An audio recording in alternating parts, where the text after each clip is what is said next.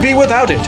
All this for just 4 easy payments of $39.93. The Book Bureau. The Book Bureau. And if you call now, you'll receive the special page-turning wand. Turn pages with the greatest of ease. The special reading light to wrench knowledge from utter darkness. The book umbrella to protect the onion book of known knowledge's precious pages from the elements. Book Bureau. This $800 value can be yours today. Send a check or money order to the Book Bjorn, care of the Zwiebel Center for Knowledge Studies, 15 Zwiebel Way, Macau, China. Do not hesitate. Buy now. The Book Bjorn. And now, live from the studios of Freedom's Phoenix, Ernest Hancock. Believe me when I say we have a difficult time ahead of us. But if we are to be prepared for it, we must first shed our fear of it. I stand here without fear because I remember that I am here not because of the path that lies before me, but because of the path that lies behind me. I remember that for 100 years we have fought these machines. And after a century of war, I remember that which matters most. We are still here!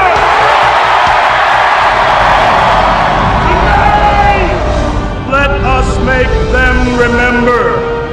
We are not afraid!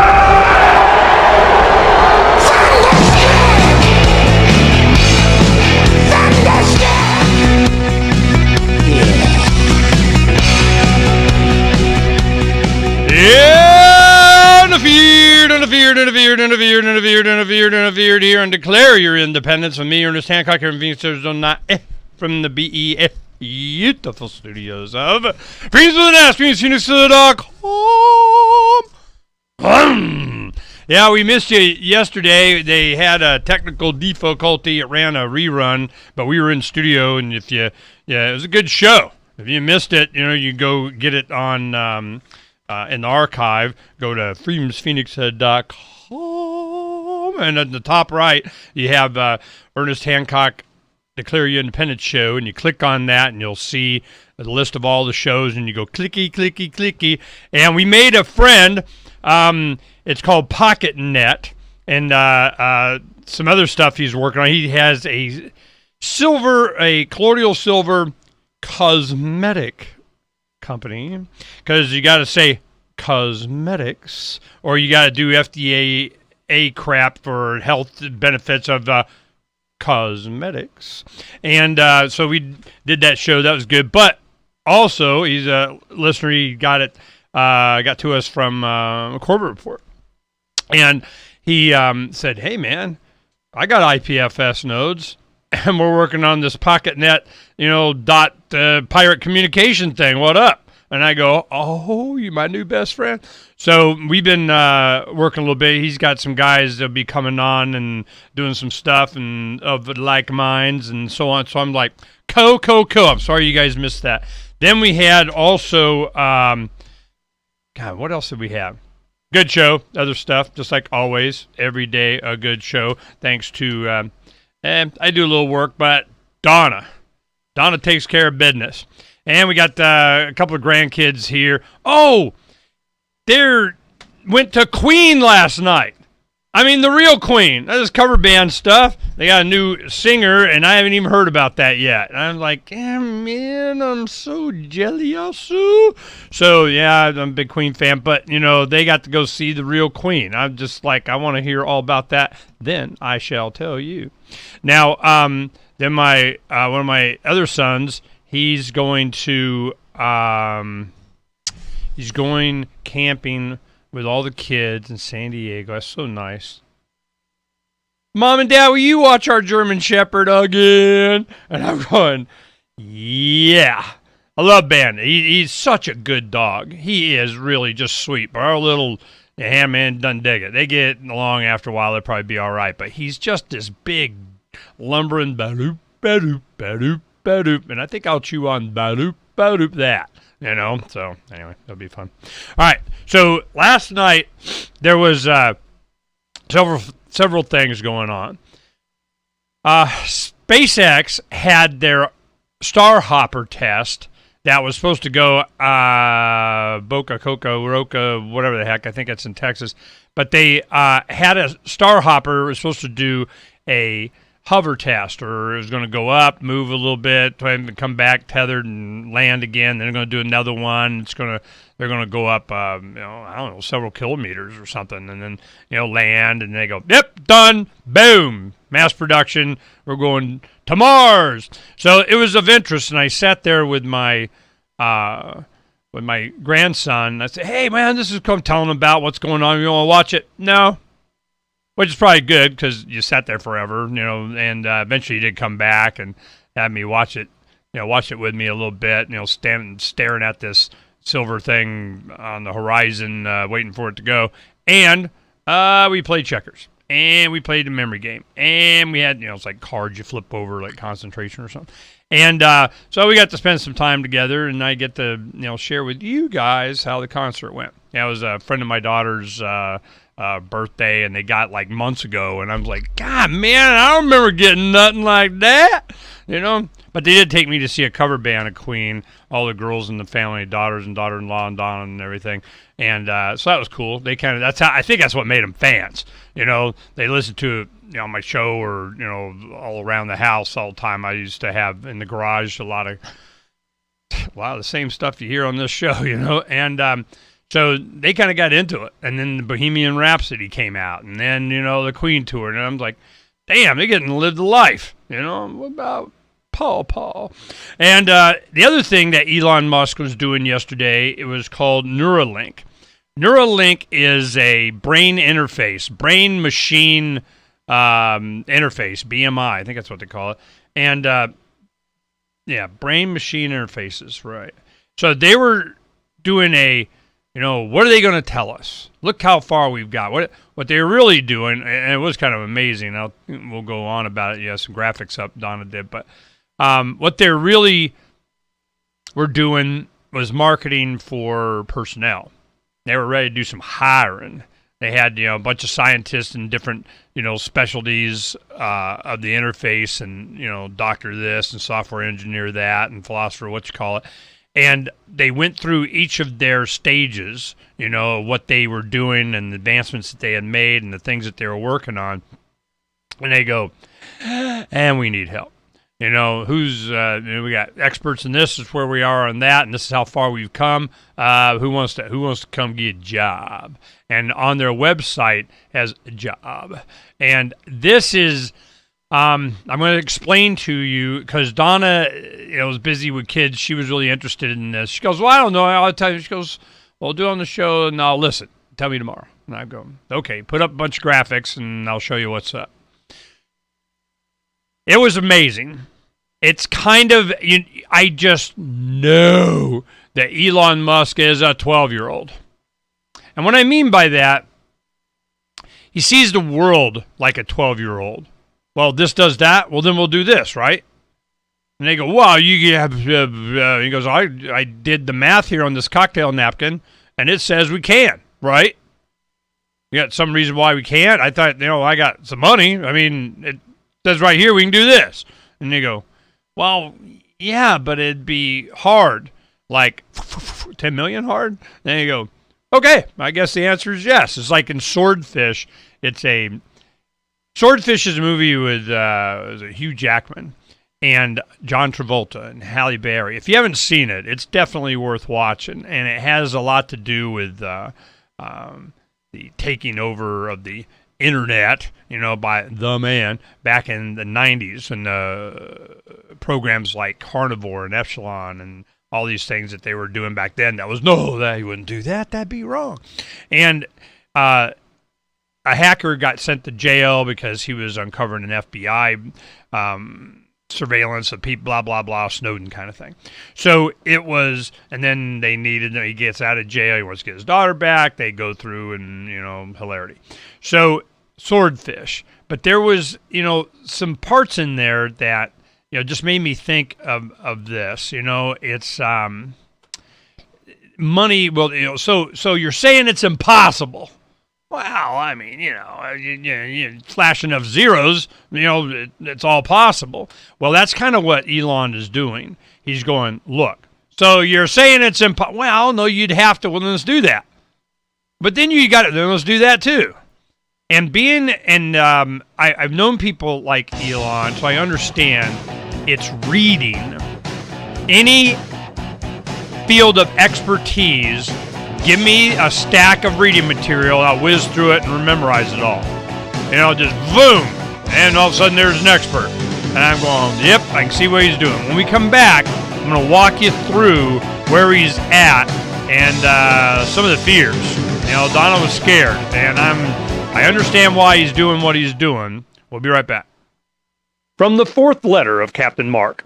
Landlubbers are conditioned to believe that the originators of an idea deserve exclusive rights to it, but these innovators are nothing but privateers, granted a monopoly by the Crown.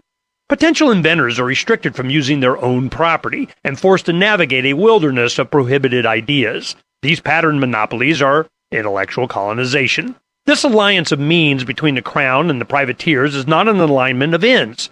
Both collude to establish a permission culture, in which everyone second-guesses their own thoughts, never sure which ideas are permissible to develop. But their objectives are different. The Crown aims to cripple dissenting opinion, while privateers will only be satiated when all new ideas already fall under their monopoly. This scheme does not protect our information, but seizes it and denies us access. The future belongs to individuals who think, speak, and act freely to create and share without reservation. Join the conversation at pirateswithoutborders.com. Is spreading the message of liberty, cryptocurrency, and peace around the globe worth $2 per month to you? As you may already know, in addition to our internet feed, LRN.FM broadcasts on free-to-air satellite across North and Central America, as well as Sub-Saharan Africa. And we've been available on satellite for free 24/7 since 2010. The LRN.FM free-to-air satellite signal is reaching some of the most oppressive regimes in the world, and there's no doubt our ideas are making an impact. You can learn more about the channel's impact by watching the 3-minute video at fund.lrn.fm. If you'd like to help free minds globally with our ideas of liberty, cryptocurrency, and peace, you can donate as little as $2 per month via fund.lrn.fm. You can help us continue and expand our satellite broadcast to multiple continents. Visit fund.lrn.fm today, and thank you for your help. Don't forget to share the link on social media. That's fund.lrn.fm. Bitcoin.com has launched a trading platform at local.bitcoin.com, allowing you to buy or sell Bitcoin Cash via dozens of payment methods like PayPal, Venmo, bank deposit, remittances, or meeting in person with cash. There are no ID requirements to sign up for and use the site, and all communications between buyers and sellers are encrypted. Finally, a global trading platform that respects your privacy. Visit local.bitcoin.com to get started trading Bitcoin Cash. local.bitcoin.com. Now that you've found the Liberty Radio Network at LRN.FM, you may want to help expose others to our great programs. To assist you in doing so, you'll find resources at promote.lrn.fm, including details on how to get a free bumper sticker, quarter-page flyers you can print out and distribute, banners for your website, as well as files that will allow you to make your own custom banners and graphics. Visit promote.lrn.fm and help bring new listeners to the Liberty Radio Network. That's promote.lrn.fm. Hi, I'm Derek J. To me, an activist's calling is to actively work to advance a cause.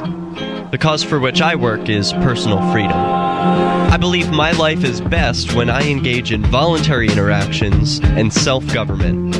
I reject the idea that anyone else has a higher claim to my life or my body than I do. I see people who call themselves the government as a threat to my personal freedom. I realize you may feel differently, but my relationship with the people who call themselves the government is completely involuntary. If Starbucks used some of its money to drop bombs, I wouldn't shop there. So why would I support the American empire? The empire does not require my consent. Derek J's Victimless Crime Spree. Watch it for free and order the Director's Cut DVD at victimlesscrimespree.com. That's victimlesscrimespree.com. Live video of our key New Hampshire-based shows is streamed on DLive. Please follow and share at dlive.lrn.fm. That's dlive.lrn.fm. Roads, it's the Ernest Hancock Show, where we're going there aren't any roads.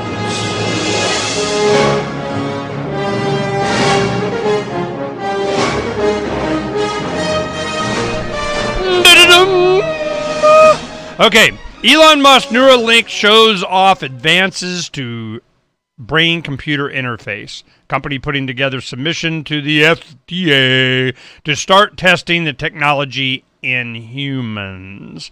Now, the Wall Street Journal graphic here, if you're looking at the live stream, video, live stream, you go to... well, first go to freedomsphoenix.com, top right, click into the show, Declare Your Independence, Ernest Hancock, and then you'll see all the, stuff. Well, I go look at it so I can tell you what the stuff is.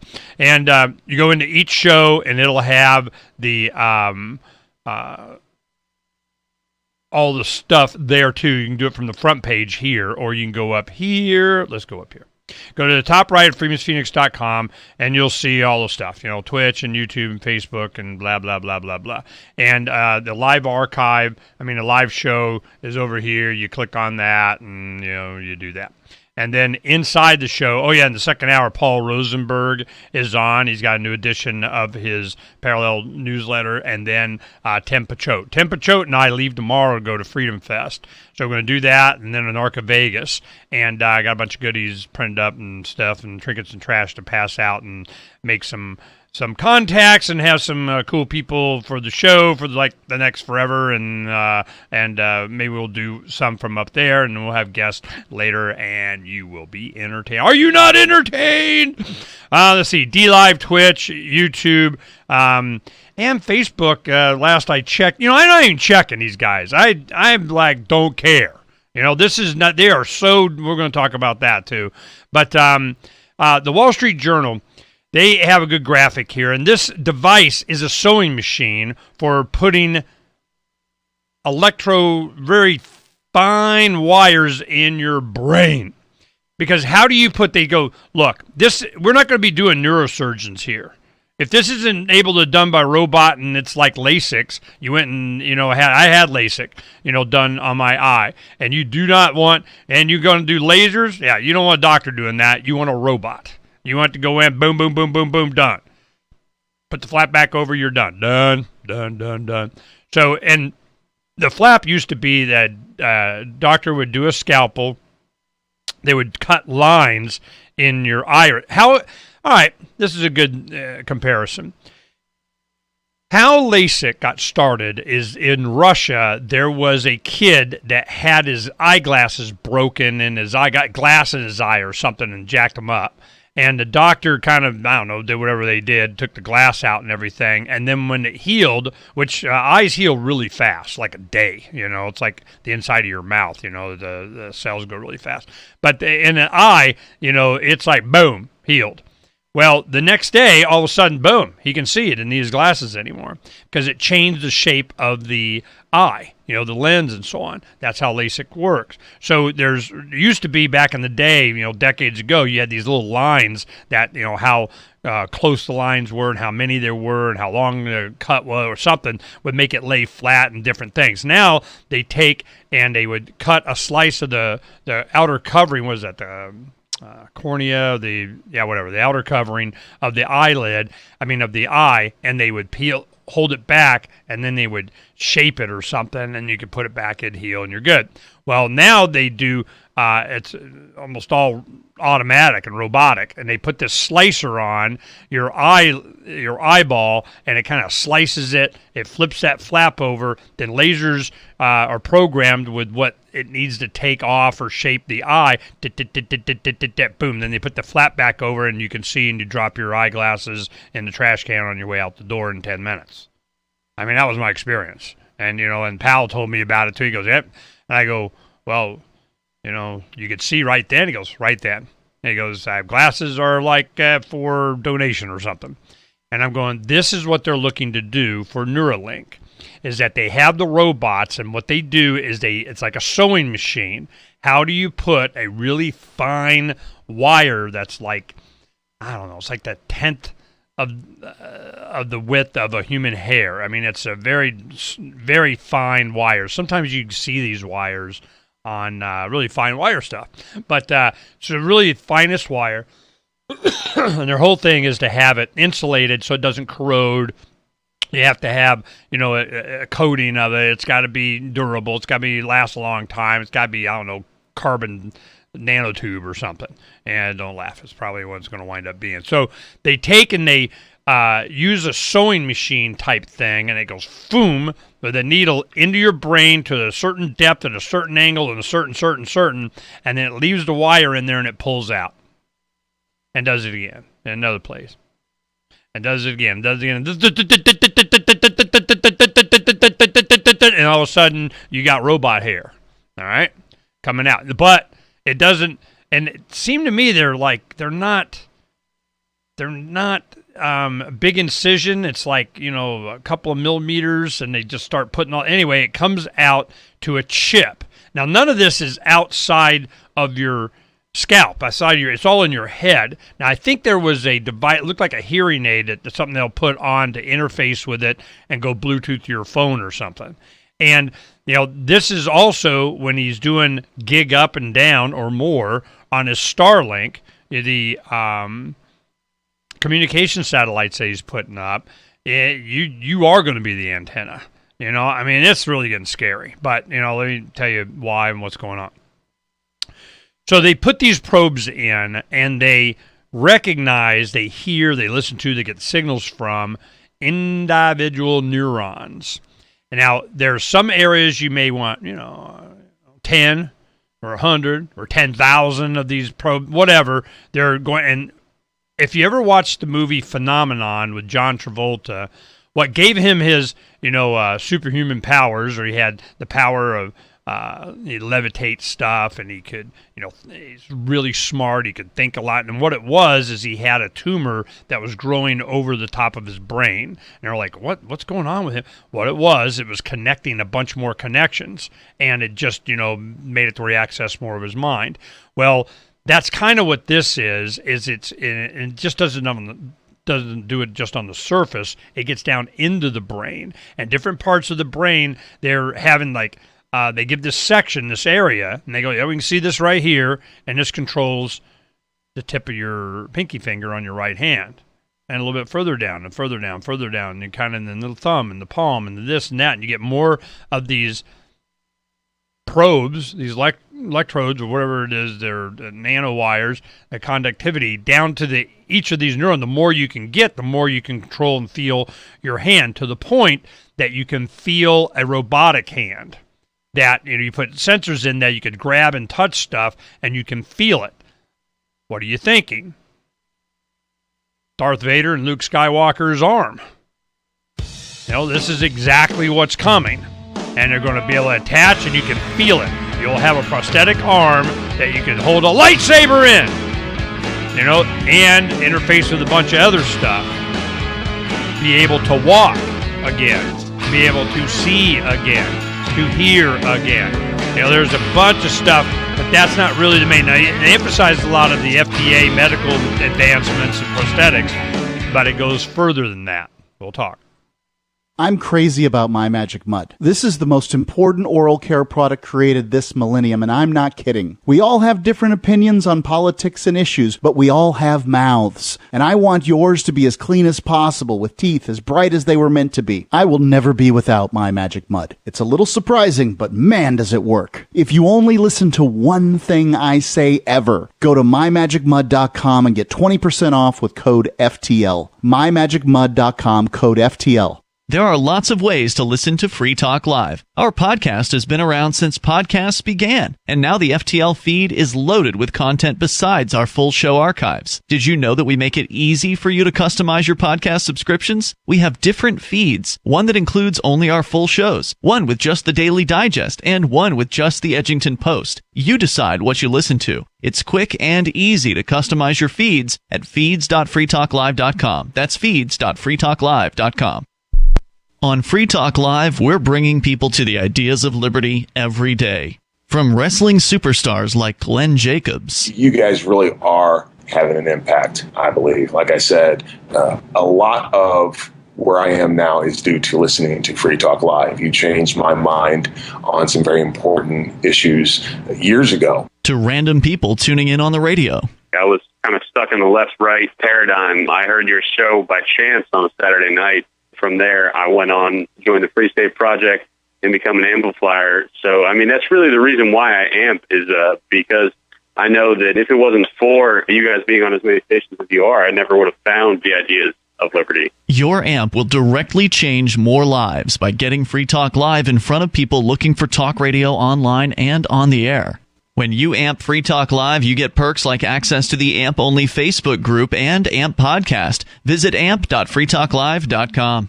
There are basically two types of advertising, direct response and branding. Radio's great for direct response with its low cost to listener ratio, but audio can't be beat for branding, which is a longer term endeavor. You want to be the first thing that someone thinks of when they think about your product or service. If you have a local business that you want kept top of mind in your community, call the station. If you need national reach, Free Talk Live's got around 200 radio stations, millions of monthly listening sessions, can suit all budgets, and if we don't think we're right for you, we'll tell you. Email me, mark@freetalklive.com. LRN.FM now has a Discord. Discord is a free text and voice chat platform, and we now have our own server with a bunch of channels at discord.lrn.fm. You can join other listeners as they chat about various things during our live shows, or anytime, day or night. Discord software is available cross-platform, so you can have it on whatever device you want and take your chats anywhere. Join our Discord at discord.lrn.fm. That's discord.lrn.fm. The Free State Project has reached its goal of 20,000 liberty lovers who've pledged to move to New Hampshire and get active to achieve liberty in our lifetime. Perhaps you're trying to figure out what part of New Hampshire should be your destination. If so, consider Keene. You'll find more than 150 reasons to move to Keene at move.freekeene.com. Keene is famous for its historic, publicity-generating activism, as well as being the liberty media capital of the world. It's home to freekeene.com, New Hampshire's destination for liberty activism, news, and opinion. For years, we've been compiling over 150 reasons to move to Keene at move.freekeene.com, where you'll learn about some of what's happening here and what makes Keene a great place to live. If you love liberty, you'll probably enjoy anywhere you end up in the Shire. But do your due diligence first. Please visit move.freekeene.com for the full list of over 150 reasons to move to Keene. That's move.freekeene.com. You're listening to the best liberty-oriented audio streamed around the clock, on the air, and online. This is the Liberty Radio Network at LRN.FM.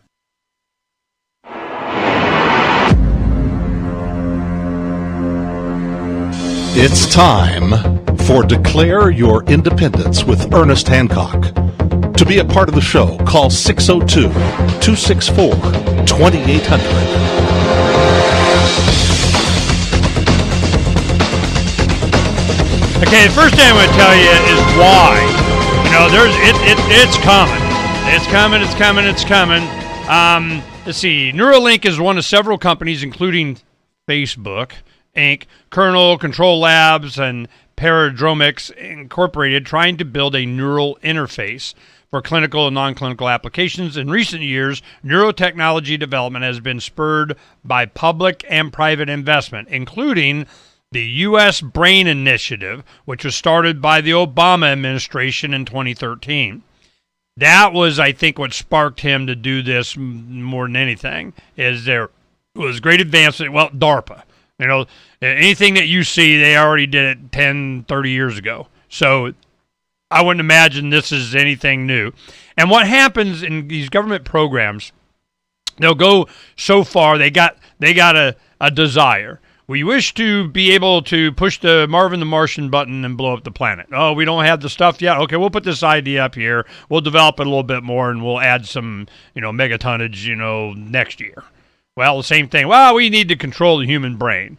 How far can we go? Well, we're going to need some material science to make it on this conductive, insulative, hydrophobic, blah, blah, blah, blah, blah.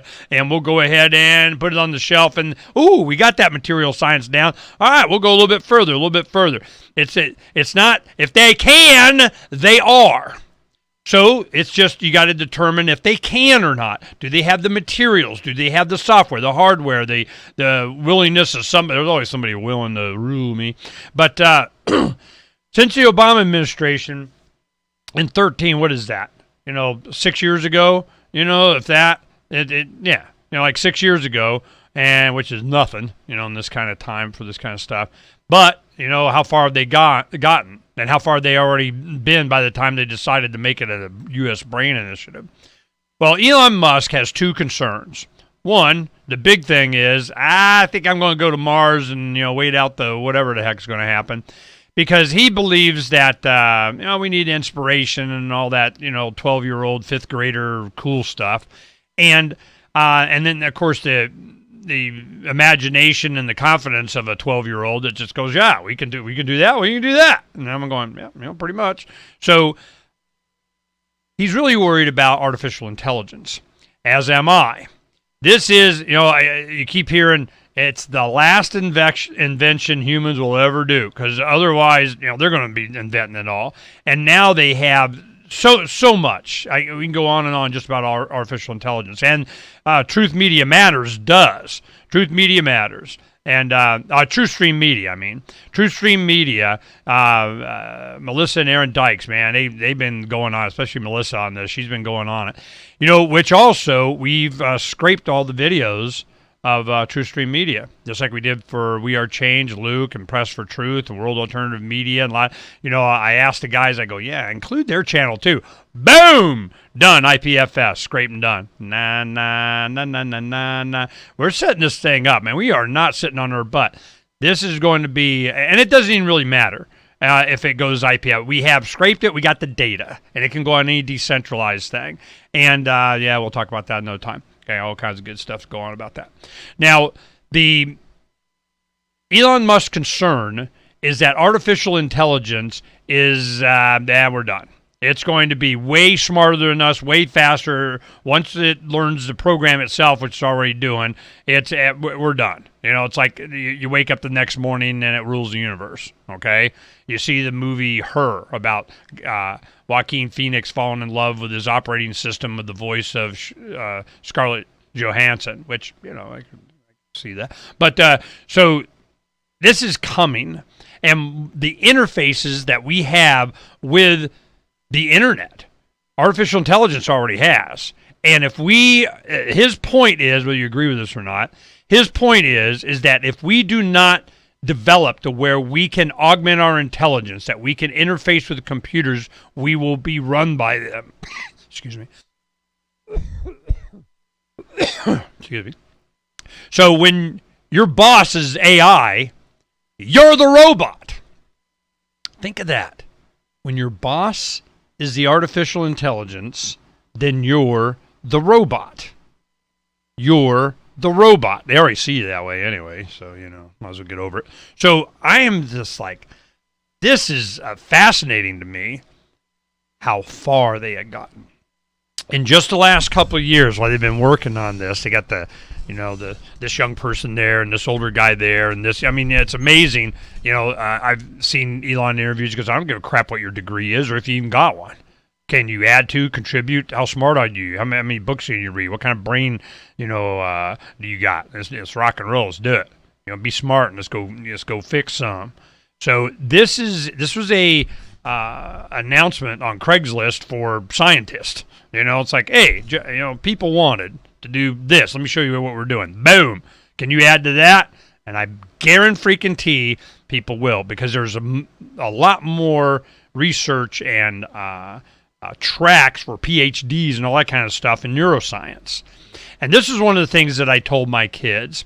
It's going to be materials and it's going to be interface with computers. I go, if you got an interest in medicine, boom. If you got an interest in building stuff, boom, over here, engineering or whatever. But I'm going, yeah, it's going to be neuroscience. So as my kids were growing up, this was like a couple of things that I was really stressing. But I knew this was going to happen. And with the power of your phone, you would be Bluetoothed your brain into your device that would be connected to the internet. And I know he didn't even say he didn't have to, through Starlink. So it wasn't so much that he felt he had to do it or wanted to do it or it was a good idea to do it and be cool to do it and we'll save some people that are paralyzed and got Parkinson's and epilepsy and a bunch of these other things we can fix with whatever. That wasn't it. And he made it clear. He goes, look, man, we're going to be overwhelmed by computing power from AI. And if we don't do this, we're going to be the robots. That's his thought process, at least. So I can understand, someone that smart going, yeah, I don't need a freaking machine telling me what to do or being smarter than me and come up with some law that says I got to do what they say according to while they're got their Nest and their Echoes and Alexas and everything all over the house, where they've got sensor of everything, watching your everything. He's like, nope. So I think that's one of his big publicly stated motivations for this. Now, the getting as many of these electrodes to influence as many individual neurons as they can gives you like a plug-in to your brain. So they have to have it to where it's very thin, very inobtrusive. It doesn't jack up a bunch of stuff. And the sewing robot, when it does it, it misses blood vessels. It misses, different structures in the brain that you're not jacking up stuff and causing more problems than you're solving. So this is what they were showing at each stage where they were in the reading of the signal, how they're turning analog into digital and digital to analog. This was the matrix plug. They were talking, they go, look, if we can read signals coming out, we can put signals in. And to the point, vision, virtual reality. Now, this is where Elon was coming around and he goes, look, at some point, you're not going to be able to tell the difference between virtual reality and reality. At some point, any progression in this kind of science will get you to that point. What's to say we're not already there? How do you know we're not in a simulation?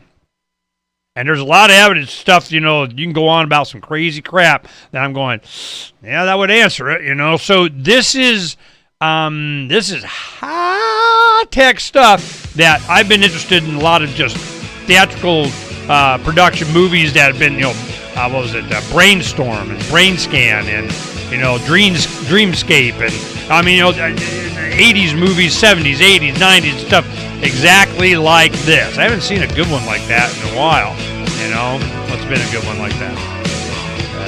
Avatar. There you go. Avatar. Just putting you into it. Avatar.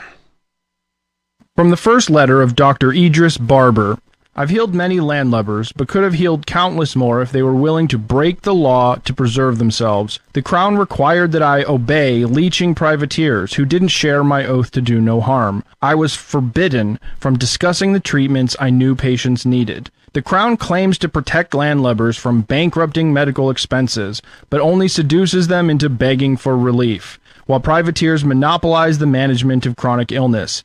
This royal alliance has constructed a medical hegemony that denies science, discredits alternative remedies, and mandates unwanted treatments, while callously ignoring the victims dying on waiting lists. They have produced a society increasingly addicted, impoverished, diseased, and suicidal. My conscientious objections and medical ambitions required not only seeing this cage, but leaving it. That's why I raised my black banner. Among pirates, the Crown's tantrums are irrelevant. You own your body without qualification. Open ocean medicine enables healers and customers to build a relationship of mutual consent. Prices decrease, quality increases, and physicians become as accessible as barbers. Customers determine their own medical care, whether that's experimental treatments, prohibited plants, controversial procedures, bootleg pharmaceuticals, or even the right to die. Any system of command and control is rejected. In time, artificial intelligence, nanotechnology, genetic engineering, and cybernetic prosthetics could take the human condition beyond our imagination. Medical augmentation could eliminate aging, enhance intelligence, and erase our fundamental physical limitations. With the Crown in our wake and the individual at the helm, we are free to pursue an unfettered life.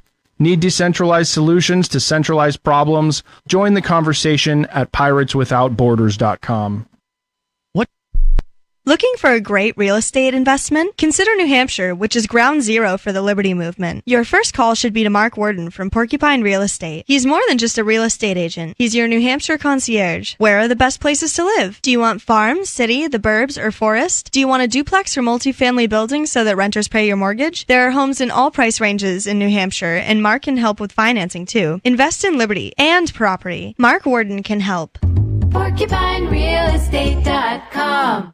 The LRN.FM social media channels have been revamped. We've eliminated Facebook and focused on other platforms like Twitter and Mastodon, the decentralized alternative to Twitter. On our accounts, you'll find posts from multiple LRN.FM show hosts together in one place. Follow us on Twitter at twitter.lrn.fm, or better yet, move to the decentralized Mastodon social media platform at toot.lrn.fm, toot.lrn.fm. I think you'll like it. This is Michael Dean from the Freedom Fiends. I've run websites since 1996 and have used over web hosts in that time. AgristHosting.com is the only one that hasn't broken my heart. Agrist Hosting's uptime and service is stellar, and their DDoS mitigation is the best I've seen. That's important because if you tell the truth in this world, you'll ruffle feathers. And some people will try dirty tricks to silence your voice. No matter what the haters hit us with, Agrist Hosting keeps our websites online. If you have a mission-critical commercial presence or a world-changing activism site, you cannot tolerate any skullduggery. So go with agristhosting.com. Have a WordPress or blog site, but you're not satisfied with performance or uptime? Or just want raw hosting? Want to pay with Bitcoin? Agrist Hosting specializes in high-performance hosting with personalized service. Go to agristhosting.com and click on the button that says Get Hosted. That's agristhosting.com. Do you love Twitter? Make sure you favorite the LRN.FM Twitter account so you can receive our tweets at twitter.lrn.fm. That's twitter.lrn.fm.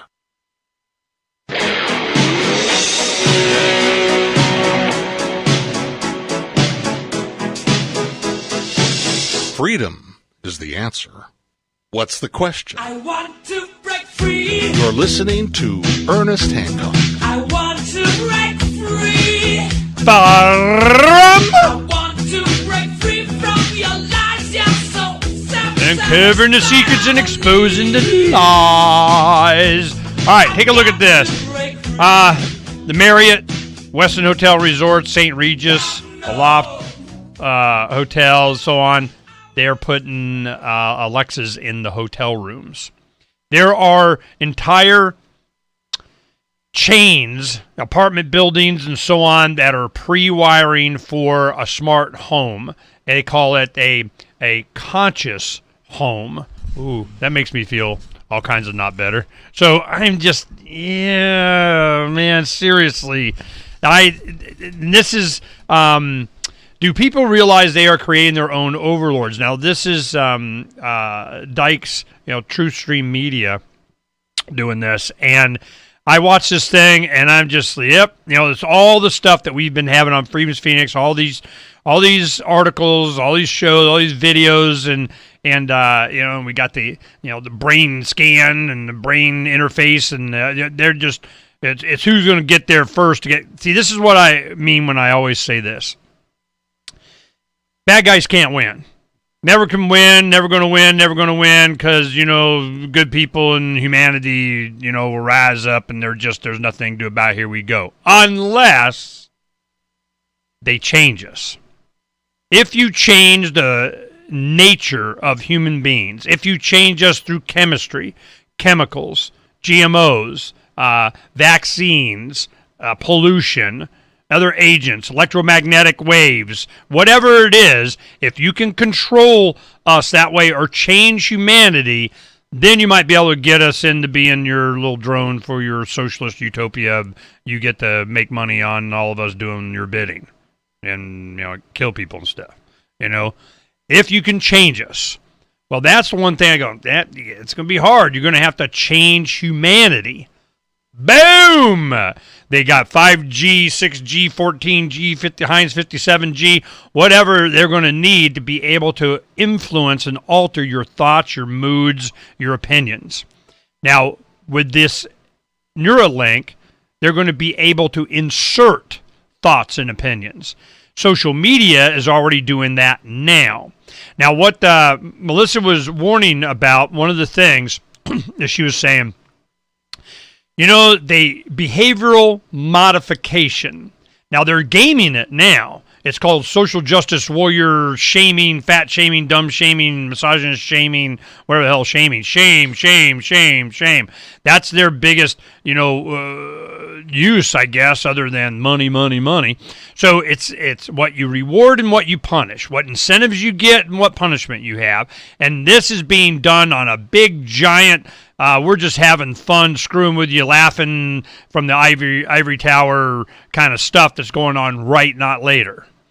And you can see it happening all around you. And if you don't have something to clear the mind fog, you are susceptible to somebody else's whim, and you're their biatch and their biatch robot. Okay? So I'm just like, I am nope. But what is it? There's some simple things. Non-aggression principle. Which is all anything peaceful and voluntary. Thou shalt not aggress. You do not advocate your political, social, or economic positions that violate the individual's rights of whatever the heck. Gain over the rights of someone else. I mean, whatever it is, the rule of Zod, something, that gives you a guideline by which you can go through life. What would Jesus do kind of thing? So this is I don't know what else. There is going to be, we don't need a funky sci-fi movie to tell us, to give us some imagination. We're just going to have to watch the news over the next couple of years.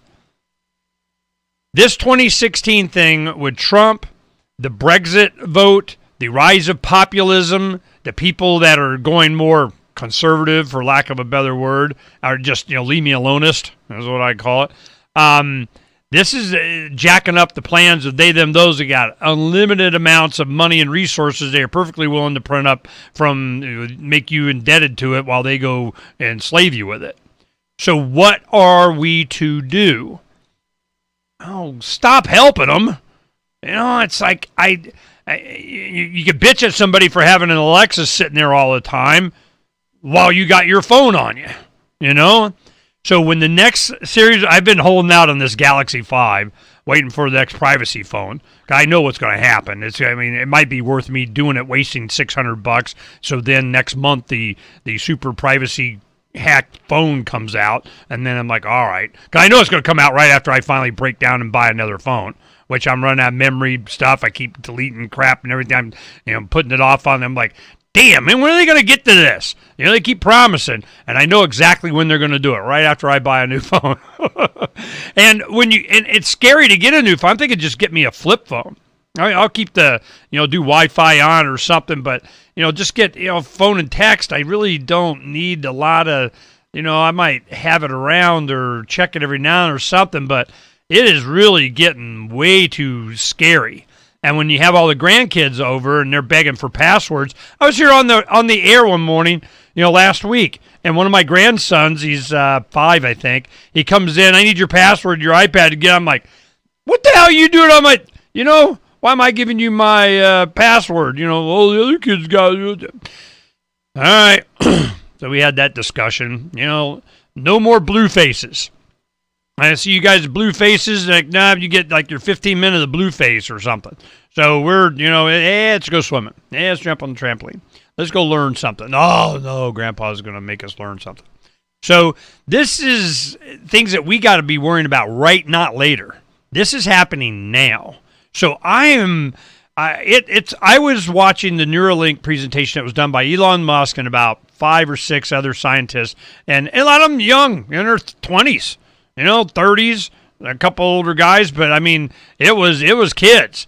And the thing that was really interesting to me was the analog signal, the filter and amplifiers to get it to whatever, and converting it to digital and going back and forth. That interface. And they were able to do, a gazillion transistor chips of processing, and it was this big and now this big, and now it's down to the size and thickness of your pinky fingernail. then it interfaces with your brain and then goes to your phone. And the only thing that it had was this external, like a hearing aid thing. Yeah, there you see it. Like a hearing aid thing that would be able to Bluetooth into the internet and so on. Now, one of the other things was how little a power that they could do.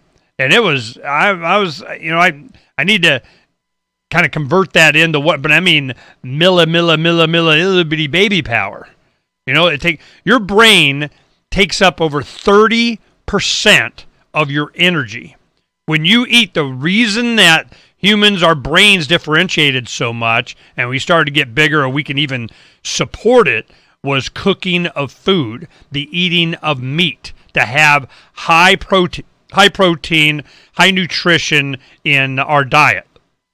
If you didn't have 2001 Space Odyssey of the primates out there, taking bones and bashing in pig skulls and starting to eat meat, you wouldn't have had the brain. Because you have to have so many calories to feed your brain. Your brain takes up 30%. Now, if we had a small brain, we wouldn't need that much. But 30%, just to power your brain. Is it lifting weights? Is it curling? Is it at the gym? I mean, its gym is thinking. It's thinking. Even when you're not consciously thinking, it's thinking. And then, there's dreams, and and then, oh my God, you're actually using your brain. And I can tell that's what Bulletproof is all about. It is to feed my brain. When I do Bulletproof, I save an hour to hour and a half a day of all the editing and work and searching and surfing on the internet and publishing and all that stuff. So it takes up an enormous amount of power. Well, these devices that go in use so little power to be able to influence it, and I think it can, they didn't even say what the power source was, but I didn't see one. It seemed like it run off the electrical energy of your brain, the electrical activity of your, powering your chip, man. Anyway, I wanted to share this with you. We didn't get a Starhopper, hover with the Raptor engine. It looked like there was a fire or something. It kind of started in that little fire. We'll shut it down. So, I guess not today. But the Neuralink, it's amazing that he was doing both at the same time. The brain thing definitely is going to get a lot of attention. And they are much farther along than I thought. Monkeys controlling computers. We have some good news. The indictments against Ross Ulbricht in the District of Maryland were dismissed with prejudice, meaning they can never be refiled. This is especially good because those indictments contain the only charge ever made that Ross engaged in murder for hire. This was a serious allegation that Ross Ulbricht denies. It was never prosecuted or ruled on by a jury, but was trumpeted by the federal government and the media as if it were proven fact. The Maryland court held these indictments for almost 5 years, poisoning Ross's case and leaving him under a cloud of unproven allegations. As explained in Ross's appeal to the Supreme Court, the fact that the judge used these allegations to give Ross a draconian sentence of double life without parole violated his Sixth Amendment right to a jury trial. Judges are required to issue sentences based on convictions decided by a jury, not unproven allegations never even charged at trial. Although this is a positive development, the dropped indictment will not set Ross free. Now, a presidential pardon is Ross's only hope of freedom. Sign the petition at freeross.org. freeross.org. Imagine someone in your community getting in their car, turning on the radio, and hearing the Liberty Radio Network. You can make that vision a reality with your own micro radio station. Visit broadcast.lrn.fm to learn how you can put our programs on the air in your area. You can have LRN.FM running around the clock, and you can even add in your own local shows. Building a radio station is simple, but programming isn't. That's where LRN.FM comes in. Learn more at broadcast.lrn.fm. That's broadcast.lrn.fm. Are you tired of governments around the world killing innocent people? Stop using their money. There is an alternative. Bitcoin is a stateless, free market, non-political currency. Bitcoin is money that cannot be inflated or controlled by any state. By continuing to use their money, you're perpetuating the killing. Stop doing it. You have an incredible alternative available to you now. Learn it, use it, spread it. Get started with Bitcoin at Bitcoin.com. It's Bitcoin.com. Declare Your Independence with Ernest Hancock continues after the news, live on the Liberty Radio Network. This is the Liberty Beat, your daily source for Liberty news and activist updates. Produced in partnership with SNLS News and listeners like you. Online at libertybeat.news and snls.news. I'm Mick Murrow with your latest edition of the Liberty Beat. Gold is trading at $1,404. Silver at $15.58, and Bitcoin is trading at $9,597. Today's prices are brought to you by InnoScale. Take off with Managed Cloud. Looking for a safe, secure way to store your important files online? Let InnoScale handle it for you. Their high availability cloud servers are the perfect solution for clients needing one or more secure, scalable servers with built-in hardware failover protection. For details, see them online at innoscale.net. In the news, hundreds of Pentagon officials have been caught running a child porn network on official Department of Defense computers. That report comes from the Free Thought Project, which says the problem of government agents viewing horrific images and videos of child pornography on official Department of Defense computers has gotten so out of hand that bipartisan legislation has been introduced to curb the practice.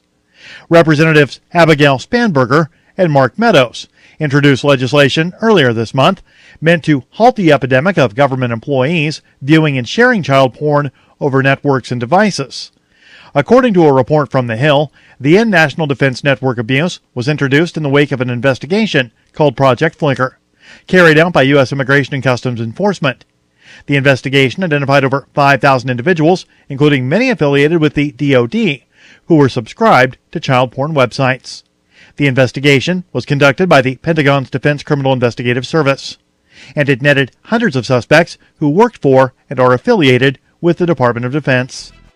The Liberty Beat is sponsored in part by Brave Botanicals, high-quality kratom and CBD at reasonable prices with excellent customer service. Brave Botanicals is activist-owned and mission-driven, and believes so strongly in the power of kratom, they're giving it away for free. Just go to freeounceofkratom.com for a free ounce of kratom delivered to your door. Just pay shipping. That's freeounceofkratom.com. This is the latest edition of the Liberty Beat. Find us online at libertybeat.news and snls.news. Your news now continues. The FBI plans to step up its efforts to gather information from social media, issuing a call last week for a new tool to monitor Twitter, Facebook, Instagram, and other platforms in a timely fashion. The Mind Unleashed reports the FBI is citing the use of social media by terrorist groups, domestic threats, criminal organizations, and foreign intelligence services as the need for near real-time access to a full range of social media exchanges in order to obtain the most current information available. In addition to information such as user IDs, the feds are interested in emails, IP addresses, telephone numbers, and likely aliases used over social media. The tool would also allow for location-based tracking, persistent keyword monitoring, and access to one's personal social media history. As smart devices have become ubiquitous in our lives, people are becoming increasingly concerned about the privacy implications of the technology.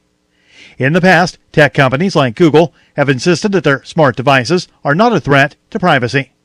But as it becomes more obvious how intrusive the technology can be, they have started to play damage control and are now revealing limited details about the scope of their surveillance.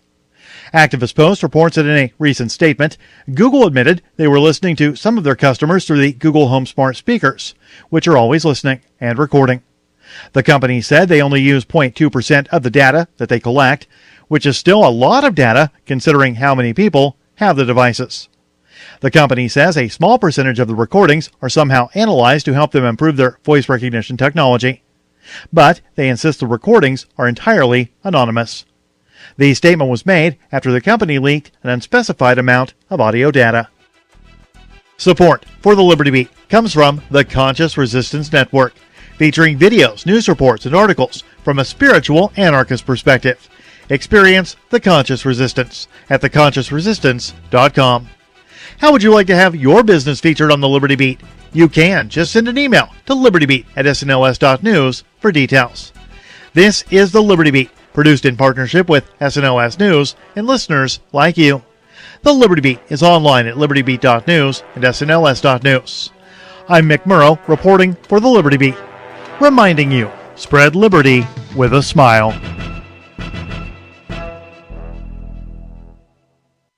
According to a new report, the vast majority of Americans simply want to be safe, happy, rich, entertained, thin, and romantically fulfilled. The Onion spoke to a few of the survey's respondents who also claimed they want to be healthy, fulfilled, and successful and energized at all times.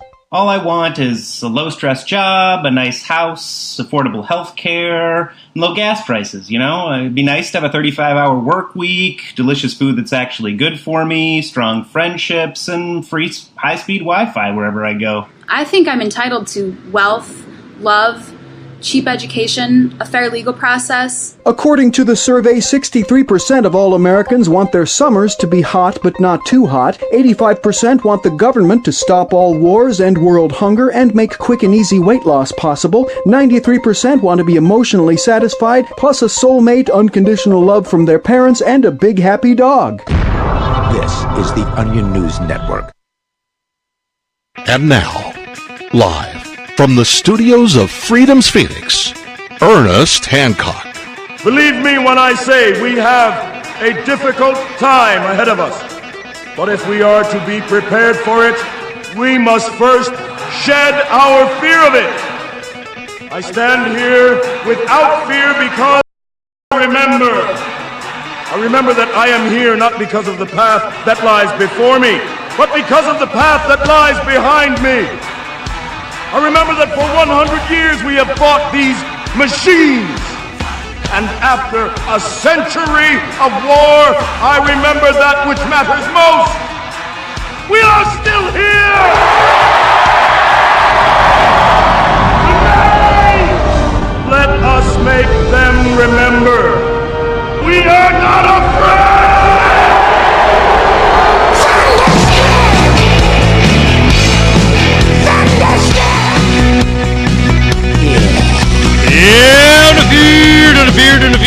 Interfered here and declare your independence of me, Ernest Hancock, here in Phoenix, Arizona, from the BEAU Default Studios of Phoenix with an S, PhoenixPhoenix.com. We're going to be going tomorrow morning to Freedom Fest in Viva Las Vegas, baby. And then we're going to go to Narco Vegas the day after that's over on Sunday. So we go, I think it started last night. Tonight. I think tonight, Freedom Fest, and then it goes through Saturday night, and then Sunday will be at the secret location. They're not telling us until, because they don't want to shut it down again like they did before. Why did they shut it down? The D Casino said, nope, you can't have it here because Larkin Rose is speaking. What? So I didn't get in the middle of that, don't care. But I'm just, this is how they control you and use you and stuff, which is... We're going to be talking about a lot of this stuff, and I think Mr. Paul Rosenberg, Free Man's Perspective, is going to be in Vegas. Are you not there, Paul? I am indeed. Well, that's cool. You going to stop by and say, yo, what's up? I will. Well, we're going to be doing the show. We'll work it out how we do this, but I'm going to take my Comrex. I might be using Free Talk Live's table, but I bring my own equipment and so on, and then we'll do the show probably Thursday, Friday. No, Friday. Just Friday. Okay, Donna says Friday. Friday, and then maybe Monday, because we're going to be staying until then. Now, what are you going to be speaking on there before we get into your Parallel Society latest newsletter of, I got a bunch of highlights here we're going to need to talk about. But what are you going to be talking about in Viva Las Vegas, baby? I'm going to be talking about surveillance, VPNs, and darknet, or dark web. Thank God. This has been, just in the last couple of days, this is not like a big giant surprise to me. I mean, we've been covering the tech and where it's going and so on. But, man, it is getting bad to the point. Truth Stream Media, Aaron Melissa Dykes had Melissa did this one, I think, last night I watched it. Do people realize they are creating their own overlords? And I saw a meme that said, when AI's your boss, you're the robot. And I went, whoa, that's scary. And what they're talking about here, one of the things is they're putting Alexas in the Marriotts, Westin Hotels and Resorts, Aloft Hotels, the St. Regis's. They got, because we love you so much, we're progressive, we're cool. You got this Alexa right next to your bed. So I'm going, I'm feeling not so great. Then I watched the Neuralink thing last night of Elon Musk about how they're going to, hack the brain, and I'm just going, damn. So we need to talk about this stuff. So you're like all this, whatever we plug our brain into, we'd probably better off being private, anonymous, something, and I'm sure that's a lot of what you're going to talk about. In the future, as we're getting all interfaced and so on, are you looking forward to the computer interface? Are you afraid of it? Are you a Luddite? What? Well, I don't really have any plans for messing with my brain. I kind of like it the way it is.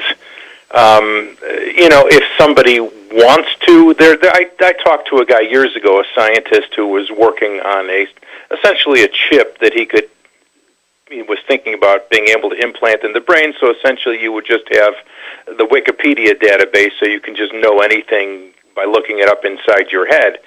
And if that's all it is and it's self-contained and you want to do it, well, that's fine. I won't complain. But when you do it, we're going to connect you to the cloud. That means that they own everything, which is what Google is already. And it's what Facebook is already, about 2/3 of the way there. It's really evil what they are doing, and they're just taking advantage of human weaknesses, and they know they are. They know they've suckered people in. They know they've addicted them, and they're just, a vampire parasite upon humanity. Donna was making the point, she's like, I don't want, don't ever get one of those, put it in the house. I don't want it in the house. I go, are you kidding me? I want Jarvis, not Alexa. I don't mind having my own artificial intelligence. I want my ship going to be smart, do whatever I want. My house, I have no problem with Jarvis, but it was internal. It was private. It was his. It was Tony Stark's. It was mine. It didn't go outside, didn't influence, what I wanted. It just did what the hell I told it. It was my smart, conscious house of freaking mine. But what they're talking about is they want to have all those sensors, all the internet of everything, all of the interface with you, and it goes outside to the man. And I'm going, hell no. That is definitely my line. Now, how much I want to automate and how much I want and do and kind of have a hard switch in my pocket or a comm badge or something like that, the interface or something, I want to have, the controls. But that's not what they're doing. What do you think those are offering us? What kind of conditions are we going to be, to interface with technology? Well, they will give you whatever you will take, and that is they will, I wrote a book on this, they will, 2 books. Breaking Dawn, that's right, yeah. Yeah, they will control your thoughts, they will pump you with information, and look, Facebook and Google already know your weaknesses. When you do something stupid and screw up, they know why. That's their job, is to find out why you do stupid things and how you do it. And what are the triggers they can get you to do things? Because they watch what your wife or kids or your friends or the news, how it triggers you and how you do things in response to it, and they record it, and they learn how to use it. That's what they do. How else are they going to juice their profits for the next year? They're not going to do it with ads for skis. I mean, please, that's over 10 years ago, 15 years ago. So, it's what they do, and the whole thing rests upon us being so stupid that we go, it's free, I have to have it because it's free. That's it. That's what it rests upon. And the moment we say, you know what, I don't want your free crap, it ends. It's amazing. In this, you don't want their free crap, okay? And that was kind of a clear and compelling vision. Now, I got the impression that this is the first of a 2-part. I mean, you're going to have another part of this? No. That one's one part. Actually, next month I'm going back to the old format for a month because I have some really cool stuff to talk about in depth. Okay. Well, this is I guess I just kind of got the impression there was more coming, or this is a continuation, or this is a mission. Right. It will be a continuing page that we're just going to keep because I want to have it clear, a clear statement of what we're looking for, what we want to do, where we're going, what we think. Now, it's never going to be a perfect statement, and you notice that I talked about that. But I want it to be there as something we see regularly. It's important to have an image of where we're going. And I think being able to see it every month or every other month, whatever it is important. It has, our vision. We're building a decentralized, voluntarist model of human flourishing with the golden rule as our primary standard of conduct. And one is, will this, will that, will that.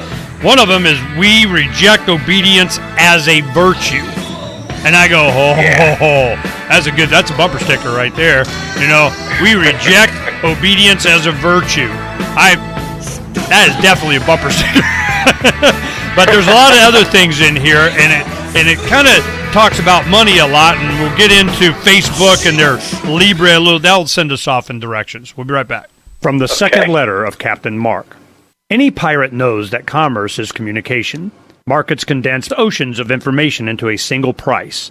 Innovations in communication are circumventing the scrutiny of the crown. This signals a change in the coin of the realm. The crown uses digital currency to surveil, censor, seize, and destroy wealth at will, so pirate currency must protect us from this weaponized money. We need to move funds further, faster, cheaper, and without third-party observation, basing decisions on an accelerating flow of information. So pirates require nearly instantaneous transactions with no arbitrary limits on volume or artificial influences on fees. Most importantly, a pirate currency must preclude centralization. Otherwise, it will become another link in our chain to the crown. A superior currency will result in the obsolescence of the coin of the realm and the extinction of the crown itself. Trade above the grid. Join us at pirateswithoutborders.com. Is spreading the message of liberty, cryptocurrency, and peace around the globe worth $2 per month to you? As you may already know, in addition to our internet feed, LRN.FM broadcasts on free-to-air satellite across North and Central America, as well as Sub-Saharan Africa. And we've been available on satellite for free 24/7 since 2010. The LRN.FM free-to-air satellite signal is reaching some of the most oppressive regimes in the world, and there's no doubt our ideas are making an impact. You can learn more about the channel's impact by watching the 3-minute video at fund.lrn.fm. If you'd like to help free minds globally with our ideas of liberty, cryptocurrency, and peace, you can donate as little as $2 per month via fund.lrn.fm. You can help us continue and expand our satellite broadcast to multiple continents. Visit fund.lrn.fm today, and thank you for your help. Don't forget to share the link on social media. That's fund.lrn.fm. So you've signed the Shire Society Declaration and are planning your move to New Hampshire to be around more liberty-oriented people. Next, when we come back, I want to make sure you get in your vision here. I mean, this whole thing was, I got a lot of highlights, but I know what's going to happen. The second we touch Facebook and Libra and everything, we're done. We're going to go off in the la-la land on that. Okay, the audience knows this. Maybe I'll mention it, but I just want you to know. I went to Pork Fest, and so on, and I was just really, I was not articulate enough at the time. I was tired, whatever. But they did a Bitcoin forum on crypto in 10 years, and it was Jeffrey Tucker and the redhead.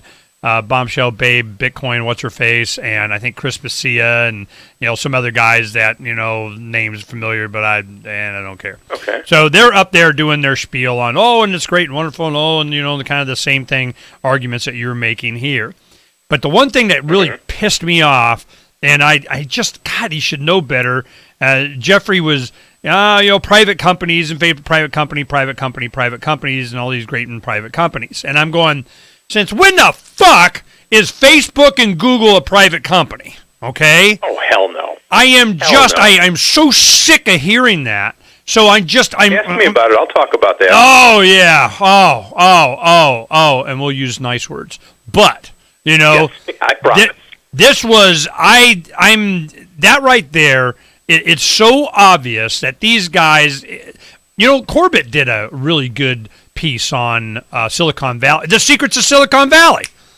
Corbett, you watched that, the secrets of Silicon Valley, the history, and it was awesome. And that kind of made the point I wanted to make. All right, here we go. At broadcast.lrn.fm to learn how. Broadcast.lrn.fm. To be a part of the show, call 602-264-2800. 602-264-2800. And now, Ernest Hancock.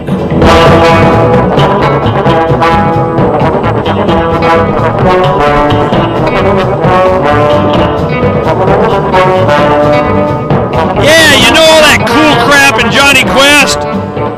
I can buy it at Walmart now. Yep, now I'm going to rent me my own drone and flying platforms of stuff. Oh, yeah, holy crap. I almost forgot. Damn it, I don't want to get off. I got to mention this. The guy that created the Dick Tracy flying platform that did the water jet thing, you know what I'm talking about?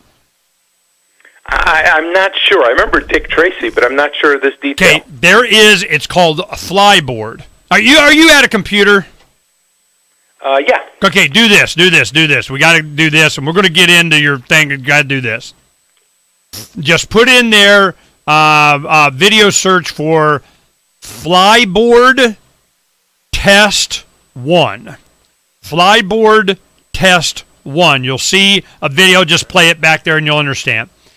It's probably it's like you're standing on. It's the size of like 18 inches square. I mean, it's not, and it's got. Oh, I know what this is. The jet engine, water powered. I'm sorry. It's with water. Okay, no, he's the guy that invented that, but he made one with a jet engine you stand on, and a little bitty platform goes 10,000 feet, 20 minutes. The backpack is a fuel cell. Okay. Holy crap! I can't see it. I'm using a VPN that my signal bounces around the world, and they don't like the country I'm coming from. They won't show it to me. Okay, so this has been around for a few years. Of course, they're going to militarize it. Paris had their, we got guns still kind of parade thing, and they have their armies and stuff out there. He comes flying out carrying a rifle. And here's a guy, Dick Tracy platform. Dick Tracy, I told you, man. Dick Tracy platform, okay? And he's going around just like Dick Tracy had their little platforms and a gun. And of course we do. I mean, here it comes. And I'm just like, oh, all right. You can look at that. Flyboard Test 1, watch it, and you'll go, damn, how did I not know this? This thing's been flying around for a while. All right. Now, in your latest newsletter, Free Man's Perspective, Parallel Society, we have it in our power to begin the world over again. Now, they can go to Free Man's Perspective, and you can sign up for Paul's newsletter. I encourage it. Once a month, you get and kind of doing a lot of good insight and some factuals and actuals and news and so on. But the three things that you're kind of warning about, it boils down to three primary factors here of, the state and state-like structures that have millions of people say, oh, save me. You have the use of force or monopoly or obligation to do it, the control of money, and then this kind of shared drama in the state, the star of this ongoing soap opera, like entertainment. But then it gets in, as you always focus a lot on money. So I want to talk a little bit about this Facebook crypto thing and what you think is going to happen with it. Okay. It's really hard to know what's going to happen now, and I'm certainly not going to be using this thing. Facebook is just, repugnant in the extreme. But it's interesting. I actually wouldn't be shocked if in the end, some good things came out of it. For one thing, what they have just shown is that the great fear of cryptocurrency was always just BS fear. So it was always, oh, you're going to get in trouble. It's not approved by authority. No one will do it. If it was important, it would be on TV and I'd know about it. And all of a sudden, that all goes away because here's Facebook and Andreessen Horowitz and Visa and everybody else doing what? A cryptocurrency. So all of this instinctive, fear, you can't do that, it's wrong, it's bad, there's something wrong with it, it must be bad. All of a sudden, that has no more foundation. And that's a big deal. How that affects everything, it affects a billion people in a billion ways, but it's really important. No, I understand Once that's again, going to... fear has been proved wrong. I understand. Well, what's their fear? That it's not approved. They're going to get arrested. It doesn't do what it says. I mean, once you get the grandkids know that, it does what it does it good, and we're done, and we're off of you. They had to have some kind of a replacement for the petrodollar. I'm just smelling big bank all over this thing. Well, I think Facebook would like it to be a replacement bank and to give them their own currency monopoly of sorts. Who knows what exactly is going on in their heads, and certainly the previous generation of money masters are concerned about it. But for another thing, it's just teaching people how to use cryptocurrency, and that's a useful thing. The fear is, of course, that people will just get sucked in deeper into Facebook and just become, robots. To look at the dollar the way it is now with credit cards, your bank, your debit cards, all that, it's not going to look any different than that. Grandma using it is not going to know any different. Yeah, whatever. This thing may be easier online, or I don't know why she would even think that. They do a credit card, they save it in there. You got an Amazon account, it just automatically deducts, from your account, and you buy and you push and you click and you get. What the difference is going to be that they can surveil me more. I'm not. They're not going to be private. And that was one of the things I was upset at the forum they had at PorkFest, and I'm going, where's privacy? Is that even an issue anymore? Yeah. Wasn't even a subject. Yeah. Wow, that's sad. They're giving it up for compliance and convenience and wide adoption. Wide adoption. I had Jimmy Song on, and I spent an hour. We're going to do another show next week. He's going to come on for 2 hours and try and convince me why Bitcoin maximalism has got to be Bitcoin of Bitcoin. And his big thing is that the inflationary aspects of the money supply, that's the end-all, be-all. Well, what about privacy? What about, uncensorship? What about immutability? What about that? Nope, that's the only thing. Inflation, that's it. I love Bitcoin, but to say it's the only thing and maybe the only thing is just wrong.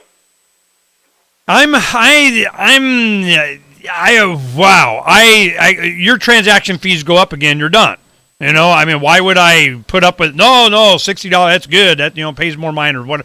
Just Bitcoin maximalism BS. And and of course Tone Vase was at PorkFest too, and we got to hang and so on. We're good friends, but he and we see totally different on this. So Facebook doing their own currency, you're seeing the big benefit of that is that people will not go run screaming when they hear the word crypto, but as they're using it, I think they're going to mirror credit cards and bank accounts, and they're not even going to know the difference between the two.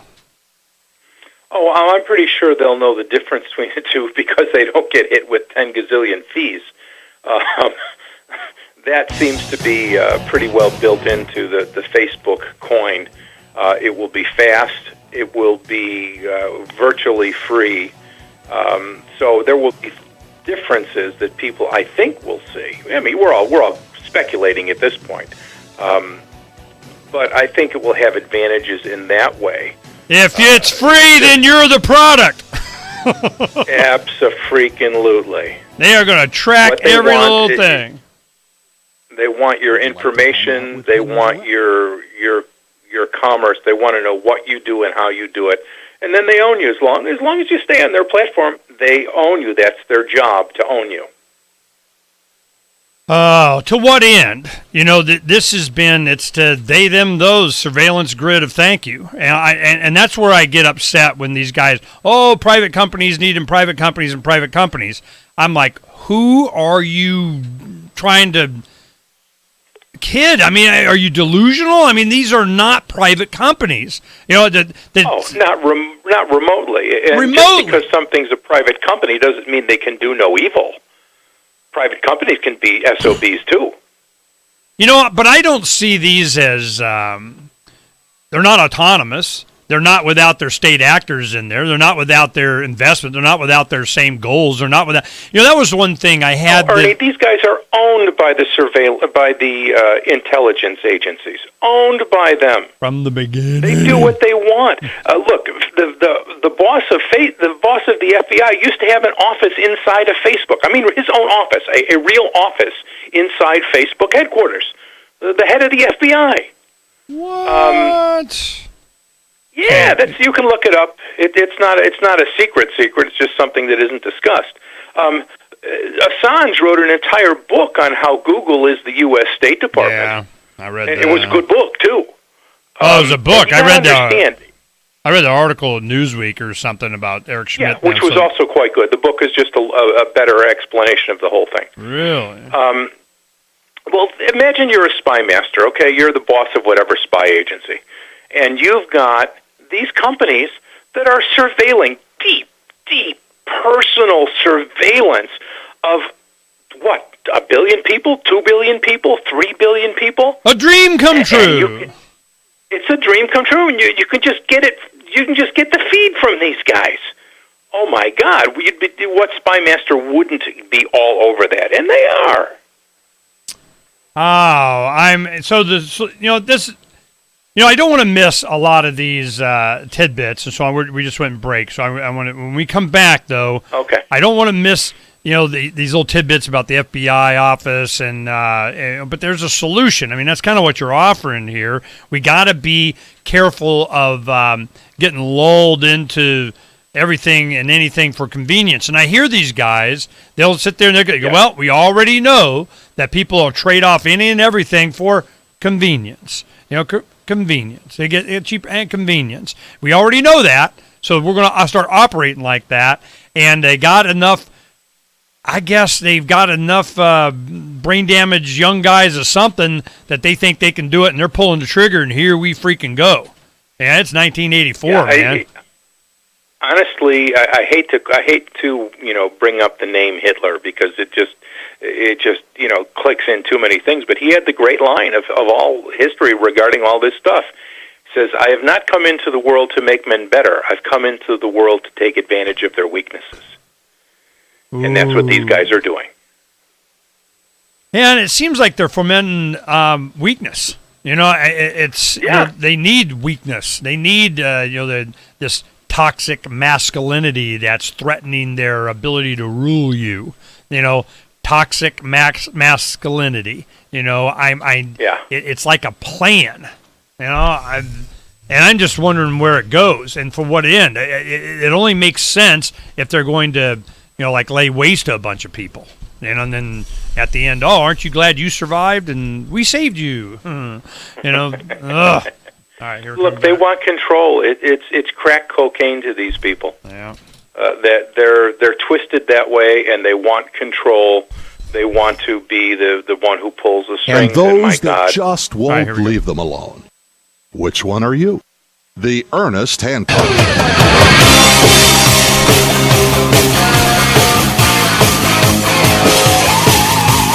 Yeah, we're just yakking it through the break. If you're on the live stream, you get it all. You go to the archive. During the breaks when I let the guests actually talk. Yeah, you got motivated now, aren't you? All right. One thing you mentioned, I want to make sure that the live audience gets. You're talking about the head of the FBI and Facebook. What? Say that again. The head of the FBI, the director, had an office inside Facebook's headquarters. I mean, it wasn't secret information. It was a story that went around some years ago. It just didn't, get reported by the things most people listen to. But he had an office in Facebook. Assange did a great book on how Google is the U.S. State Department. A really good book, an interesting book. All this is known. This isn't a secret. They don't report it on CBS News, but it's true just the same. And if you think about it, if you're a spy master, and all of a sudden you got these companies that you can just get stuff from whenever you want, and they're surveilling 2 or 3 billion people, deep surveillance. They know which kid you prefer. They know what kind, everything about you. And they're going to walk away from that? Please. No, they created it. You know, what was it? They called it LifeLog. You know, LifeLog was, a program, NSA is Facebook. And then they had they cut LifeLog, and the next day Facebook's born. I'm going, okay. I can't speak to the beginnings of it because I really don't know. But if they didn't, they would have. And if not, they just took it over. It doesn't matter either way. Yeah, it was coming. They're joined at the neurons.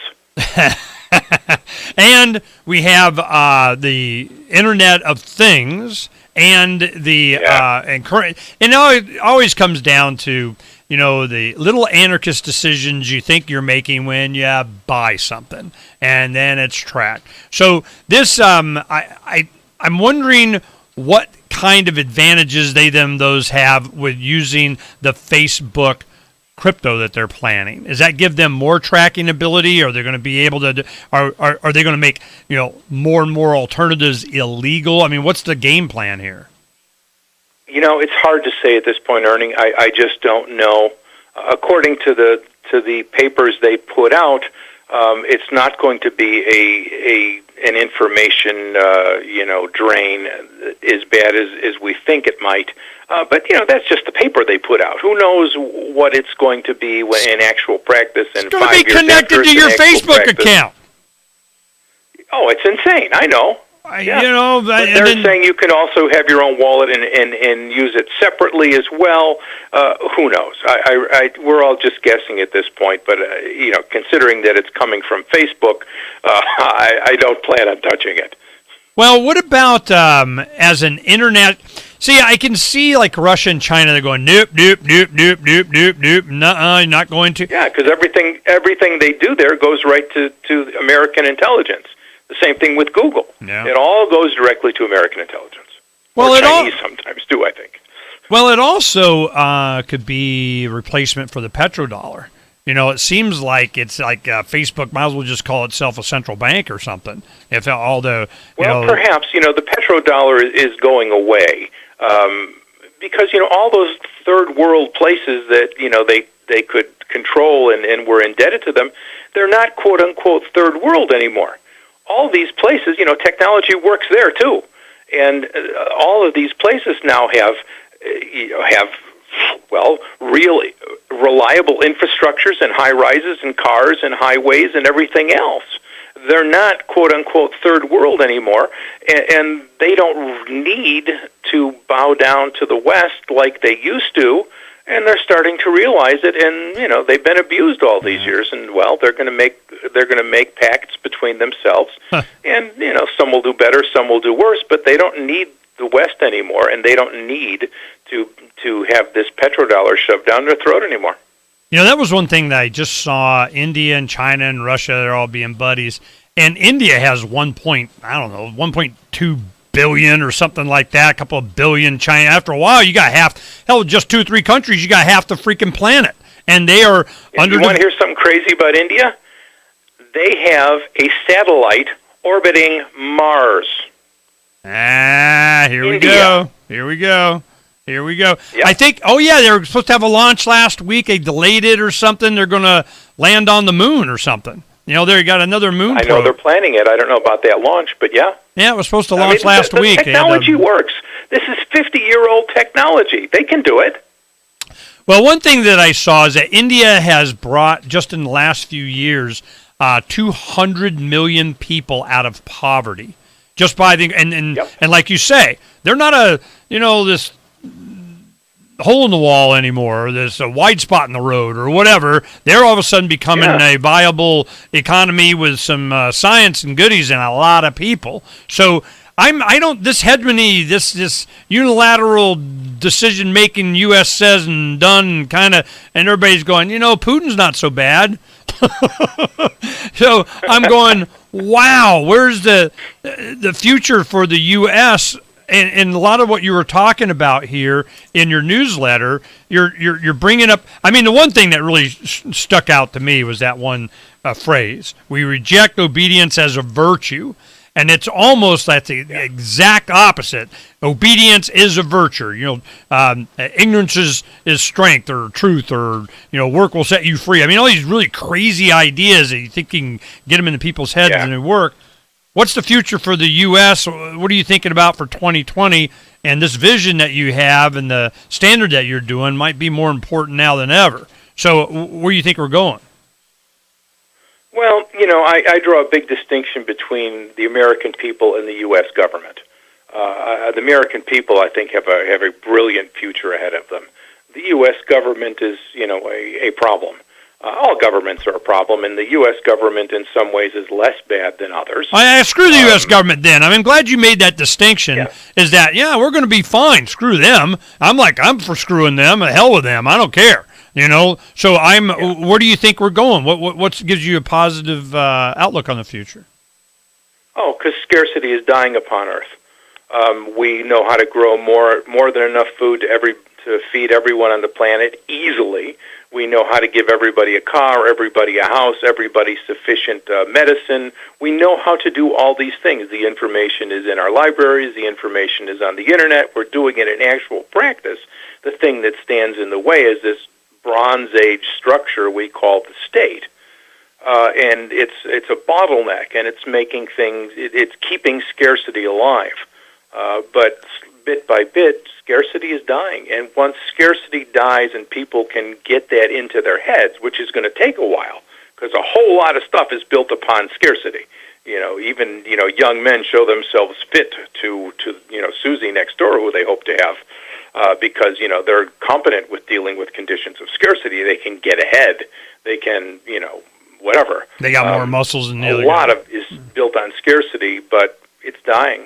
And that fact will ripple through humanity.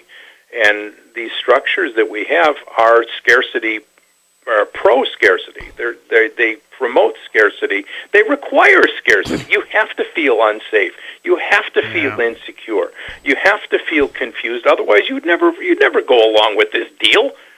That's one thing. They make this. I mean, come on. They make this argument that scarcity is going away. Therefore, universal basic income.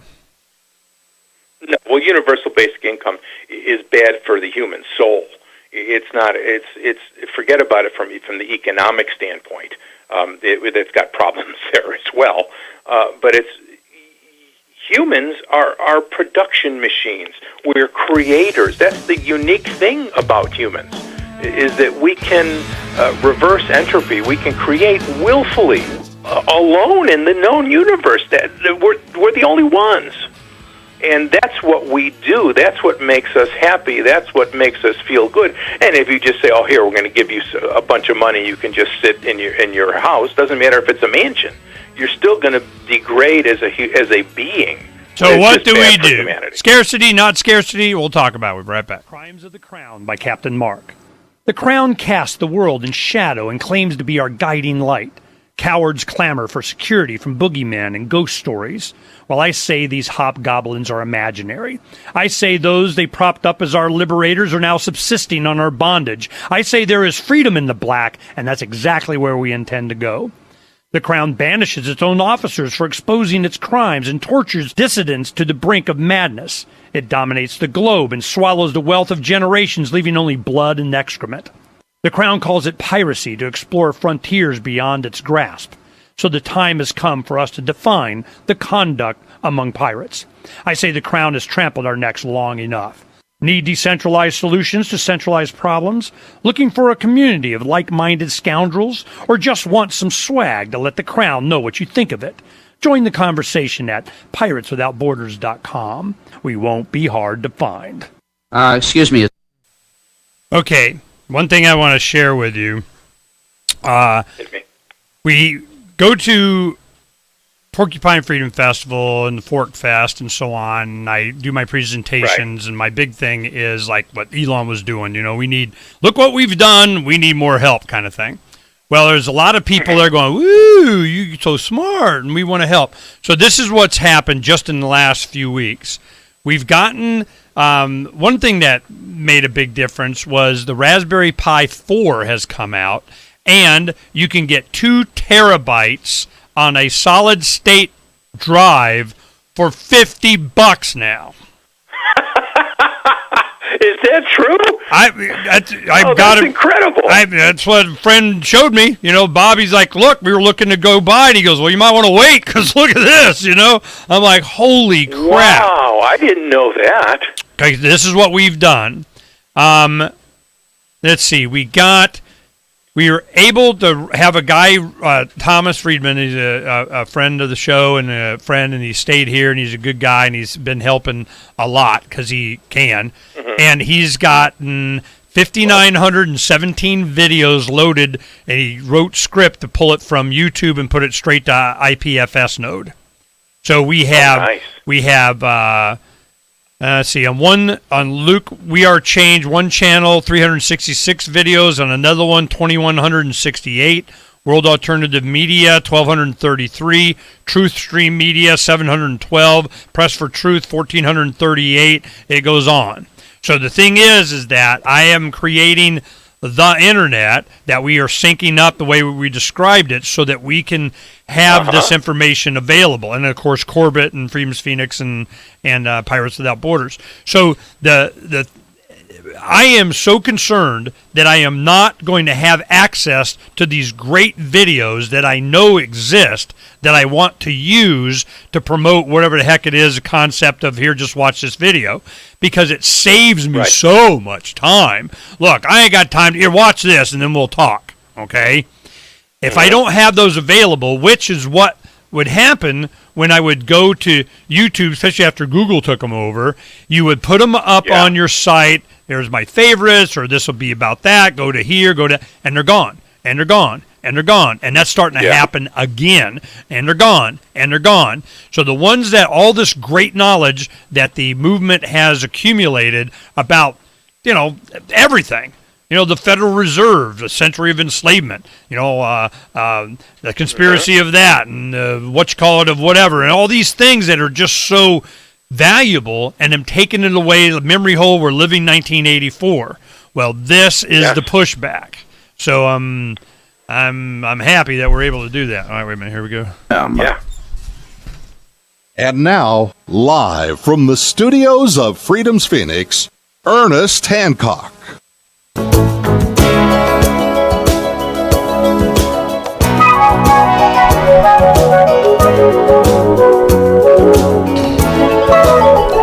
One thing, Paul Rosenberg, it's always the truth and the light and the positive, thinkings of, and I don't want to, put a wet wool blanket on that. But, one of the things that you talk about quite a bit is the recognition of art being supported through patronage or philanthropy or the way it used to be. You would have, there used to be a time when people would compete to be patrons of talented artists or musicians or poets or whatever. That was a thing, and then it got to where, just like you have somebody will have a volunteer fire department, that's really popular, or a library they donate, that'd be really popular. They got security for it, that'd be really popular. Or you have, art, that'd be really popular. Here comes the state, here comes the government, here comes the king. They come in, you know what? We need taxpayer-funded libraries and fire and police and art. And I'm going,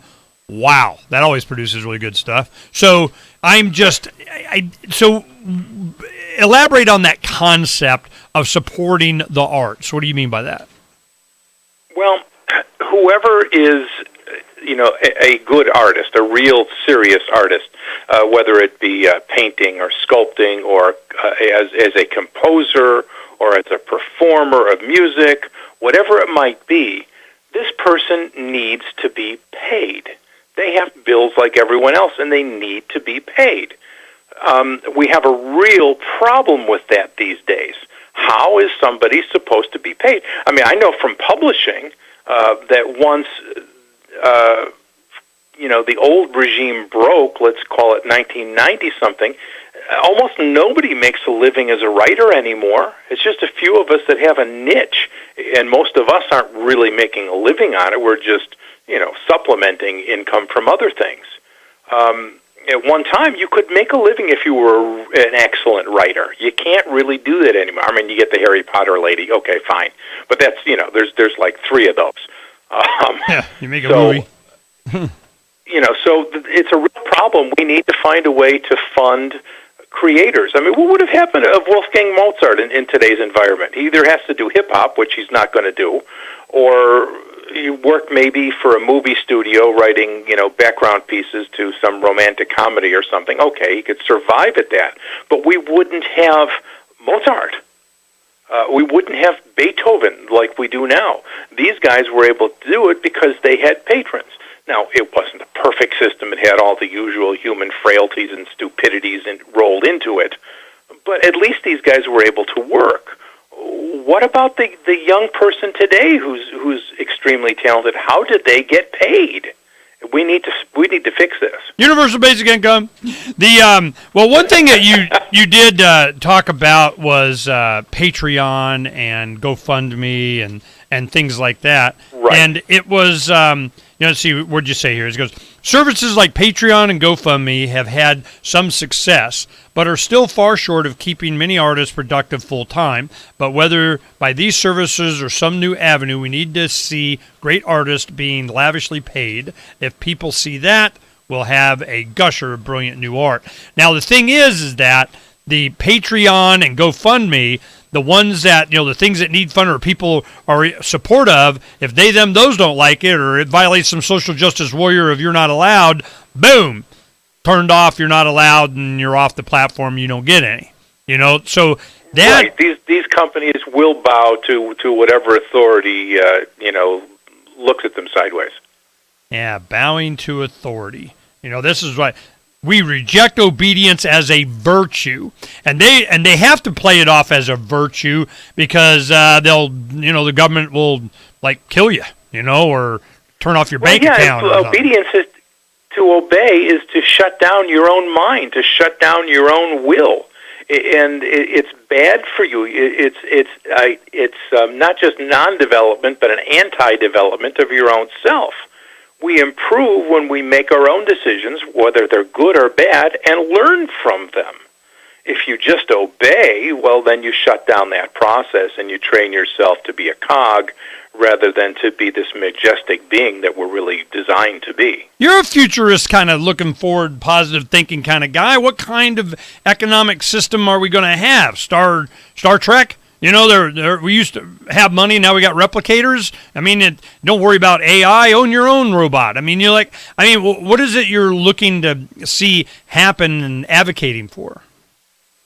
Well, I'm not advocating for anything in particular. I just want people to move forward, and then things will take their own shape as we go forward. What I think will happen is we will keep with cryptocurrency and whatever other digital currencies. Crypto's not the only one.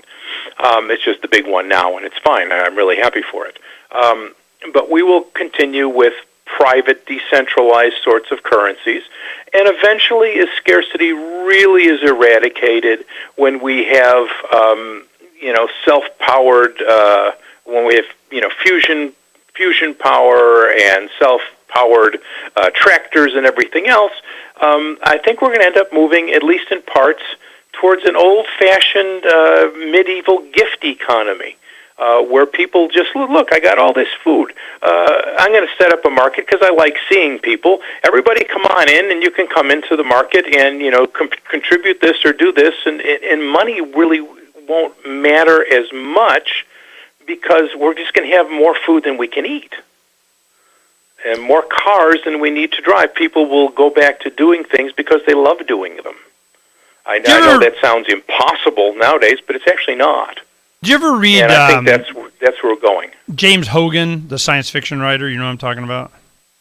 Yeah, I know the name, but I'm not sure I ever have. I really enjoyed his work. I mean, the first one I read was Bug Park. It's a long story, but there was one called Voyage from Yesteryear, and they sent embryos to this far star system, and the first generation was raised by robots. Okay, and then Earth comes to claim their colony of we rule you now, and they had created a society that was based on your perfection at whatever your job was. I mean, you're a painting, did carpentry, whatever it was. And so you have this technological ability to do whatever you wanted. And so the society evolved into, it was meritocracy of reputation. They didn't really have to have money. They just needed stuff done, and they traded. And it was interesting how he depicted and how it came about that what humanity was capable of. And I'm going, I see that could happen, but then there's the 4 or 5% of the sociopaths that need to be dealt with. Okay, so I'm wondering if we are a world run by sociopaths. Well, to a much larger extent than we'd like, yeah. It seems like it. Well, the whole system is geared for it. This whole violence-backed status hierarchy, which is pretty much every large thing. It's a flawed model. It's a animalistic, sociopathic sort of model. Again, violence. Obedience is a virtue. It's not. And just so everyone knows, Jesus never told anybody to obey. Look it up. I remember a friend of mine. He was a secretary at his church, and he was a big gun rights guy, and he always signed his emails, the Rebel Jesus. And the church made him take that down, or he couldn't be secretary. And he goes, "Screw you, man! Now, what the heck do you think Jesus was?" So I think he wound up leaving the church over that because he had the word Rebel Jesus. In culture here, before we run out of time, it said, gigantic crowds have opposed abusive Chinese extradition laws in Hong Kong. More than that, young people are loudly opposing aggressive Chinese internet surveillance and manipulation. Wonderful signs as I see them, you say in your newsletter. Now, what is and I understand the issue that extradition, China wanted to be able to go get people in Hong Kong, and they were like, no, you're not. And tell the people what happened and why that's encouraging to you. Well, because a million or millions of regular people got off their butts and walked down to the center of Hong Kong and said, we're not taking this anymore. This is too much. We've put up with your crap. We've put up with this. We've put up with that. You've gone too far.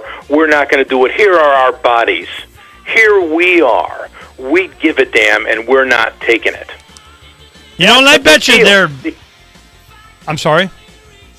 It's a big deal. What are they going to do against a million people standing there? I don't know. Take their picture? Yeah, well, take their picture, right. But they go after them, and anybody knows they lose their legitimacy. And any government, no government, not even the Soviets, could survive if people don't think they owe them obedience. I saw we're going to talk a little bit. Go to the live stream. There was a documentary I saw on the, I don't know, was it 30th anniversary or something? On Tiananmen Square, and it went back to the late 40s and the 50s, and Tiananmen Square has been the site of they got a cultural amnesia because they made sure they had. They don't have a 1984 all the data. Well, what happened during Tiananmen Square, the one in, what was it, 90 or so? It was 89 or 90, I'm not sure. It was amazing to me, the build up to that and the fervency of the people and how, and then, all right, damn it, all right, here comes the tanks, and we'll just go back and forth and turn you into a hamburger and scrape you off with this, backloader or whatever it was. And this is how they operate. And when Hong Kong does this, they go, all you got to do, explain it to us. We'll go away. We're so sorry. Of course they're coming back. In what form? Sure. But remember now, all those things have their effects. After Tiananmen Square, China opened up economically quite a bit, which made a big difference. There, of course, it's always with these guys, it's 2 step forwards, 1 step back. But it does make a difference. Well, I'm looking for the freeing of America, and for somebody to think the election of Donald Trump was it. No. But it's a side effect. It was different. I'll give them that. It's a sign of something. I don't think it's what they think. A friend of mine, is Dr. Frank, the Mr. Trump Report. He goes, Ernie, you got to see, take a look. Oh, it's awesome. Because Trump had called in all the alternative media guys and, we're going to this and that and screw them and they're liars and whatever. And he didn't invite Facebook and Twitter in them. And so then he had, a whole lot different, but, the alternative media that have hundreds of thousands of followers each. I mean, it's just amazing how much they get more hits than freaking CNN. So what happened was now he's another few weeks or so, he's going to have a meeting with them. He's like, you deal with me or you're dealing with them kind of thing. Well, they go, we control the internet and we got whatever, and they ouch quit it. But my whole position on this thing has been that there's something else coming. There's something bigger that's bad, something bigger that's good. This battle is a good-evil thing, and it's going to make people pick a side, and or they have to, their side they can pick, because I don't pick a side. I'm over here on my own side, which is a side as far as I'm concerned. So I look to you to kind of give me this positive outlook on how it's going to manifest into a positive outlook for my grandchildren, or do I got to look for a freaking island? I mean, what do you think's going to happen? What phases is it going to take? Well, here's the thing. It's going to take all kinds of phases in all sorts of different directions, and it's going to bounce here and bounce there and go in crazy ways, because that's just the way it happens. The ultimate safety, the ultimate form of progress is to change millions of minds. That's what it really comes down to on the end. Yeah, there's a time lag, and the sociopaths can do a lot of damage in between. But they're limited too. If they do too much overt damage that isn't legitimated somehow, they bring themselves down pretty quick. So what we really need to do is just keep planting seeds. Keep telling people the truth as best we can. Let them absorb it as best they can. Keep moving forward. Keep getting the word out. Keep giving it to them in ways they can understand and accept. And it's how much time we got? Okay. This is my big revelation. I was back in New Hampshire, and a guy named Mike Sylvia is a guy that moved there from, I don't know, he went too far away, Vermont or something. Free State Project. He becomes a legislator. He's in like his 4th term.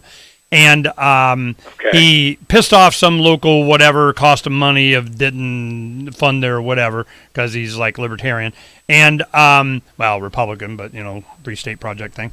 And all of a sudden, he's living in this one small community where they had a fire on like 10 acres and burned down their double wide or something, but they had a barn. So he took his RV, he bought it, got a good price for it, moved his RV into the barn and starts, hanging out there. Oh, you're so not allowed. Right. We got you now. And it goes back and forth, hilarity ensues. But what happened is that it all came down to occupancy permits, because all of this stuff about the water and you got a sustainable development and agenda, whatever the hell, and yada yada yada yada yada. And he was talking about, and I'm going, oh my God, this is it. This is it, because I kept. What is the one thing that they control? That's why we have a pirate ship. They always know where you live. You always got to have a permit. Blah blah blah blah blah. where did this come from? It was after Kyoto and Rio and all the environmental blah, blah, blah in the late 80s, early 90s. It all came down to where they have what they call these universal United Nation building code thing. And in there, it has, they got to have all this or they don't get the occupancy permit. So I'm looking, you're talking about millions of people and change their minds or whatever. Well, the most that I get is always some campaign, whether it was local here, Lovolution or whatever. So I'm just going, I'm feeling it. I think we got, kind of busy up through the end of September, but by that time, I'm thinking we may have a statewide initiative campaign, kind of make a big deal out of, if it pleases the crown, may I dwell on my own land kind of thing. You know what you might want to consider? Because they're going to go, from the usual fear thing. Oh, well, you're going to get somebody who's irresponsible, and they're going to burn down their house, and it'll burn down the Well, guys I'm thinking next like door, unincorporated outside, on whatever criteria bite me. And if you're on a homeowner association or municipality and already got something, that'll be a harder nut to crack. But I'm what's the better thing to do, I think, is just break their monopoly. Say, we're going to allow independent certification of occupancy status. Well, that would be like insurance and mortgages and banks, and that's what eventually rise up on its own anyway. Yeah, well, right. But you get an independent route around the grossly inefficient and abusive and everything else building department that everybody who's in the business knows that they suck. Oh, there you go. And you get a route around it. You don't have to give up the building department. You don't have to stop funding them. You just allow independent certification. Make them take a 4-hour test to be certified. It's okay. All right, think People about will this. Do it. If I was younger, I got to get to my next hour, but think about this. It's this occupancy permit, how you take away that power, it's a big deal. And all of a sudden, boom, things change. I'm going to be a butthead about this. I've been waiting on this kind of thing. All right, man, I got to get going. Talk to you later. We got a lot to talk about on that. Yeah, we'll see you, up there in Vegas, man. See you tomorrow. Sounds good. I'll look for you. All right, peace. This is the Onion News Network. And now, live from the studios of Freedom's Phoenix, Ernest Hancock. Believe me when I say we have a difficult time ahead of us. But if we are to be prepared for it, we must first shed our fear of it. I stand here without fear because I remember that I am here not because of the path that lies before me, but because of the path that lies behind me. I remember that for 100 years we have fought these machines. And after a century of war, I remember that which matters most.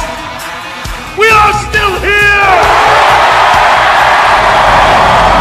Today, let us make them remember. We are not afraid!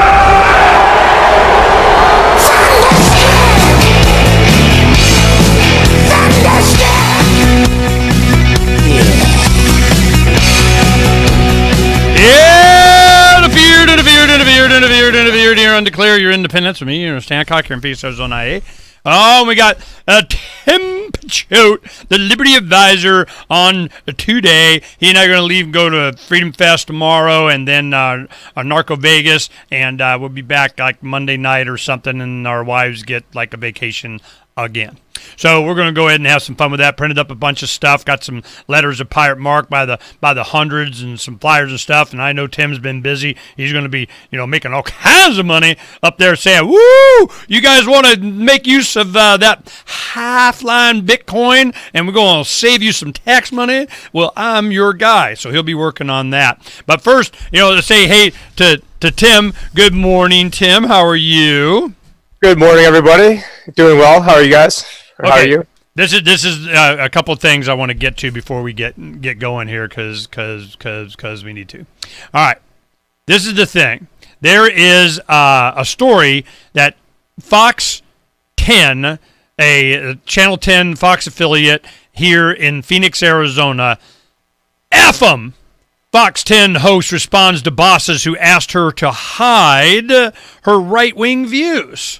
Now, she has her own Twitter feed or something like that. And I've seen she's been a face in the valley here for a while. I don't know. She's getting some plastic surgery or something. But anyway, she's been around a while. And they go, yeah, we're getting some complaints. We're getting gaslighted. There's a lot of people going, are you sure you want to have her?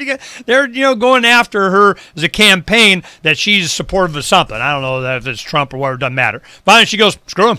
Done. Fire me. I'm not changing my... All the trends starting. Well, then we have right next to it a story. Peter Thiel, he wrote, woke Google employees prefer communist China to America. And I haven't watched all of the video and so on yet, but it goes like this. Peter Thiel is saying, look, I know these guys at Google, and I'm telling you, these guys, if they haven't already been, they soon will be, and they definitely got the mindset for they don't want to help the U.S. military, but they're working with the surveillance China government, and they're helping China doing everything. They are China. Google is China. Well, they're certainly the State Department here. Paul Rosenberg and I were talking about that. Julian Assange made that clear, what was going on with Eric Schmidt and so on. But it's not really communist China. It's what the communist Chinese can and will do with the surveillance grid and the kind of world that they want and control. And they're going, well, if the U.S. won't do it or help, we'll go over here and then we'll take you over, So it looks like there may be charges even of treason. Would there be things that they have done working with China that would be treasonous? Certainly would, hold up in an accusation by Trump. You see my point? So it's going to be interesting, I don't know, next 4 Trump years or something. Who are you going to vote for, Tim? Are you voting? I don't know. We'll see who the libertarians put up, but even then, I'm not necessarily holding my breath because maybe the libertarians will run a libertarian this time and not Bill Weld or somebody like that. I'm still waiting. We'll see. But a lot of it's going to be around. We were talking with Paul about the Facebook Libre, and I know you've been you got to be versed on that. Tell the people what we need to know about that. Is there any benefit to having Facebook be the reserve currency of Surveil Me? Along with my social media score or something. I mean, I'm smelling China. You know what I mean?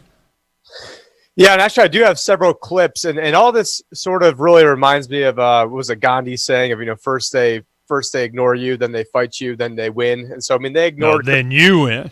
Then you win. So we ignored cryptocurrencies for 10 years.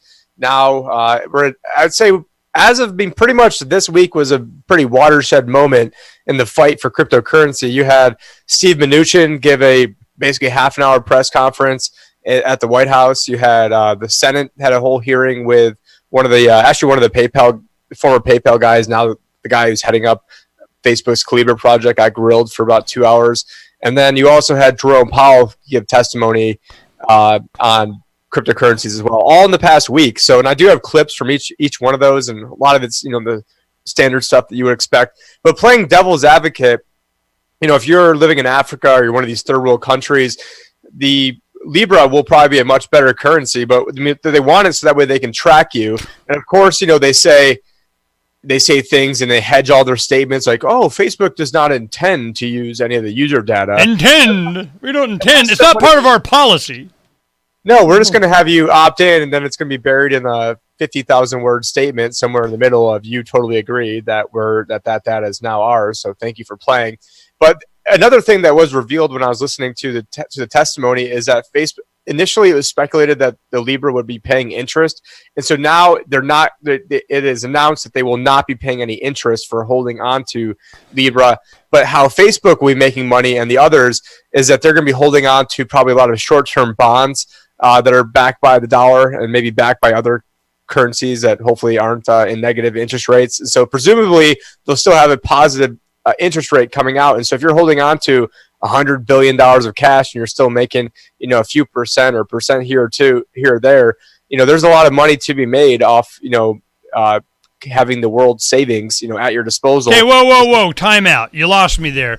You got interest. So Facebook is looking at their Libra as kind of like a bank account. That's going to be KYC'd all to hell, I guarantee it. So, you're saying they're not going to be paying interest. Why would they pay interest? Interest to whom?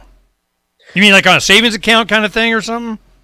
Well, think of it more almost towards like staking, so what, like proof of stake. So, I mean, if you were to keep, Ethereum or I guess maybe not Ethereum is the best example, but let's say Dash, if you stake your Dash or stake Nexus, you get a certain amount of interest that can come back to you in the form of that currency. Well, in what way? Is it a form of inflation of the crypto?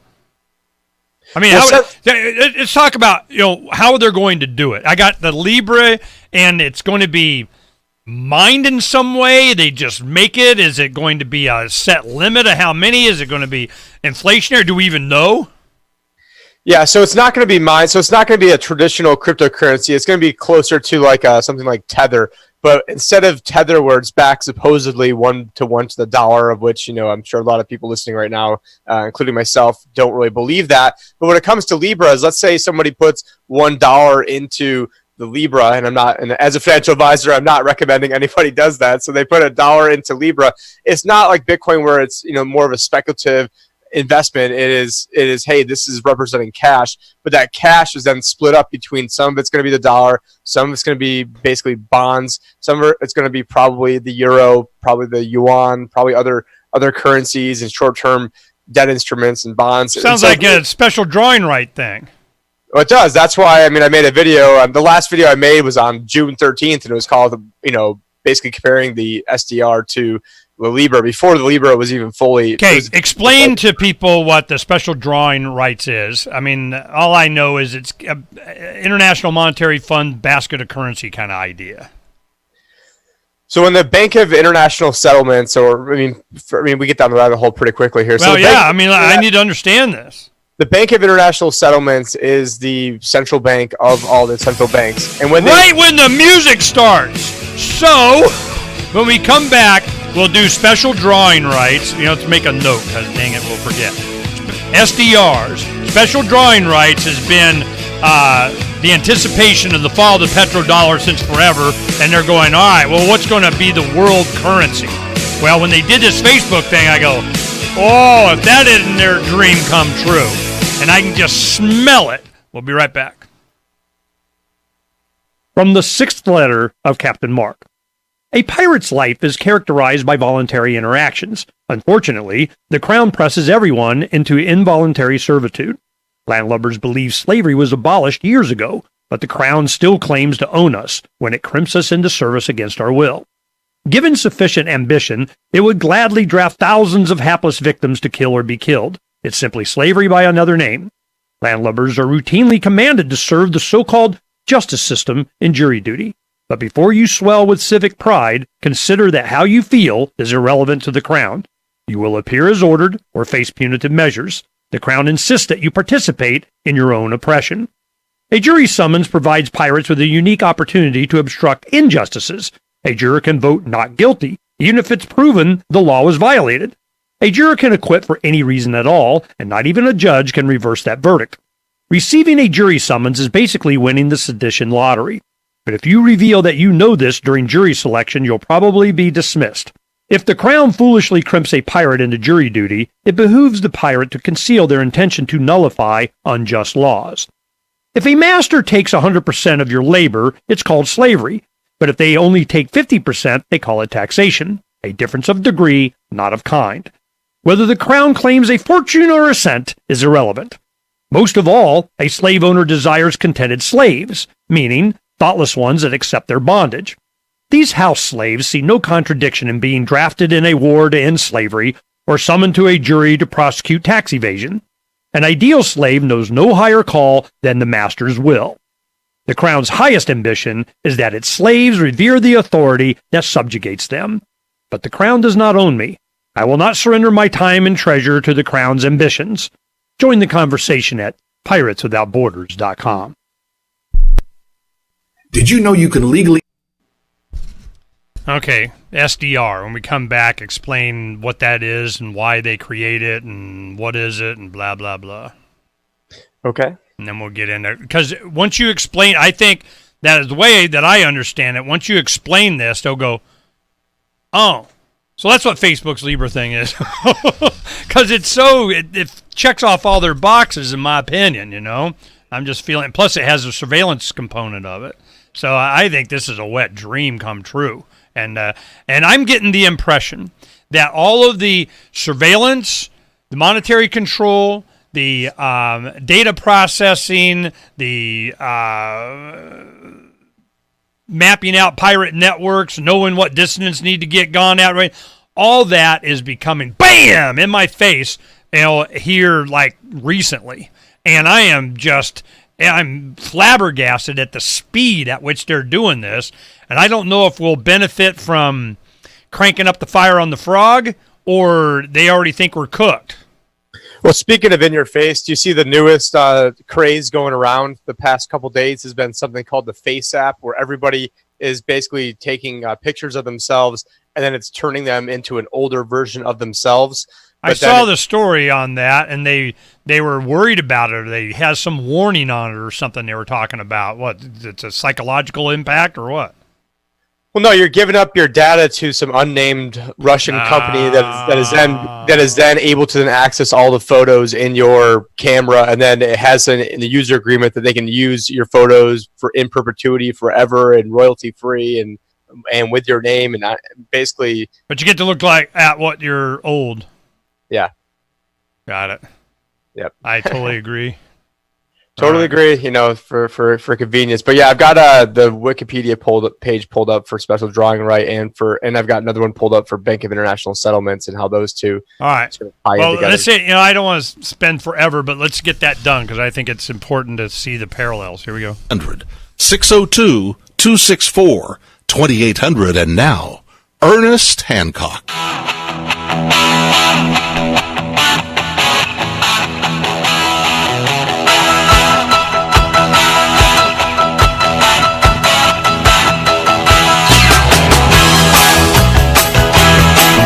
Welcome back to Declare Your Independence. Me, Ernest Hancock, here in Phoenix, Arizona. And also in Arizona here, good friend Tim Pitchote, the Liberty Advisor. After you hear him talking and yakking and what he's going to be, presenting over the next week or so with all the guys and such, you need to talk to him about your crypto, about your money, about how to keep it multi-generationally like the bad guys do, and be a good guy with multi-generational wealth. He'll help you out.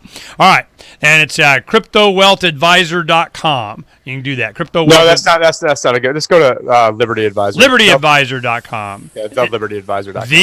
TheLibertyAdvisor.com. I will chastise Donna for writing it down wrong. All right. TheLibertyAdvisor.com. Now, what I want to do is have you explain from Mr. I'm So Smart economic guy special drawing rights. And once you explain that, where it came from and how and what the plan was, I think you'll start to see I'm going, from my perspective, I haven't researched it lately or whatever, I'm going, wow, this Facebook cryptocurrency thing sounds like here they come. So go ahead and explain to the people what that is.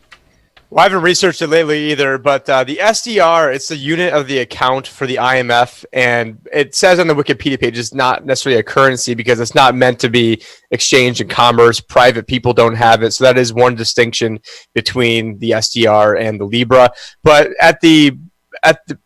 how it's composed, how this unit of account is composed is right now 41.73% is a dollar. The euro is about 31%. The renminbi or Chinese yuan is almost 11%. Japanese yen is 8%, and British pound is 8%. Okay, now this is SDR. This is the SDR, okay. And so when the IMF tries to allocate money amongst its member countries, it does so by that unit of account. And so if the dollar were to rise in value or decrease in value, it would then have an impact on the underlying. But yeah, so it's pretty much it's fiat that is backed by other fiats, and so it's crap, sort of like a those mortgages where you've got this crappy mortgage mixed together with a bunch of other crappy mortgages, and now it's AAA, sort of the same deal. But then this also then ties into the Bank of International Settlements, and basically until April 1st, 2003, I'm reading here. I'm usually pretty good with memory, but this one is not from memory. April 1st, 2003, the special drawing rate would replace the gold franc as the Bank of International Settlements. Basically, their measure of okay, whoa, time out. The gold franc, not the French franc, but the Swiss franc, right? Yes, I mean it is in Switzerland, although technically it's not in Switzerland because technically the Bank of International Settlements has is its own country. It's like a the Vatican or something. Yeah. So here we're talking about that their settlement was or used to be gold because the Swiss franc was gold, right? Everyone's used to be gold until we got them off of it. Yeah. So this special draw, and what was the percentage of U.S. dollar in that? About 40. See, God, 40, almost 42. Now keep that in mind as you did the percentages on this. Now look at the Libra and give me the percentages. They don't know it yet. I guarantee it's going to be something very similar. And did you know that I did a video on the special drawing and how Libra was basically the special drawing right? And I did it before Libra white paper was even announced. I had a video that entitled, and even on the image was, "Is Libra the new SDR?" was what it was called. The last video I made over a month ago was called that. I've been so busy that you're the only person I've done an interview for. Wow.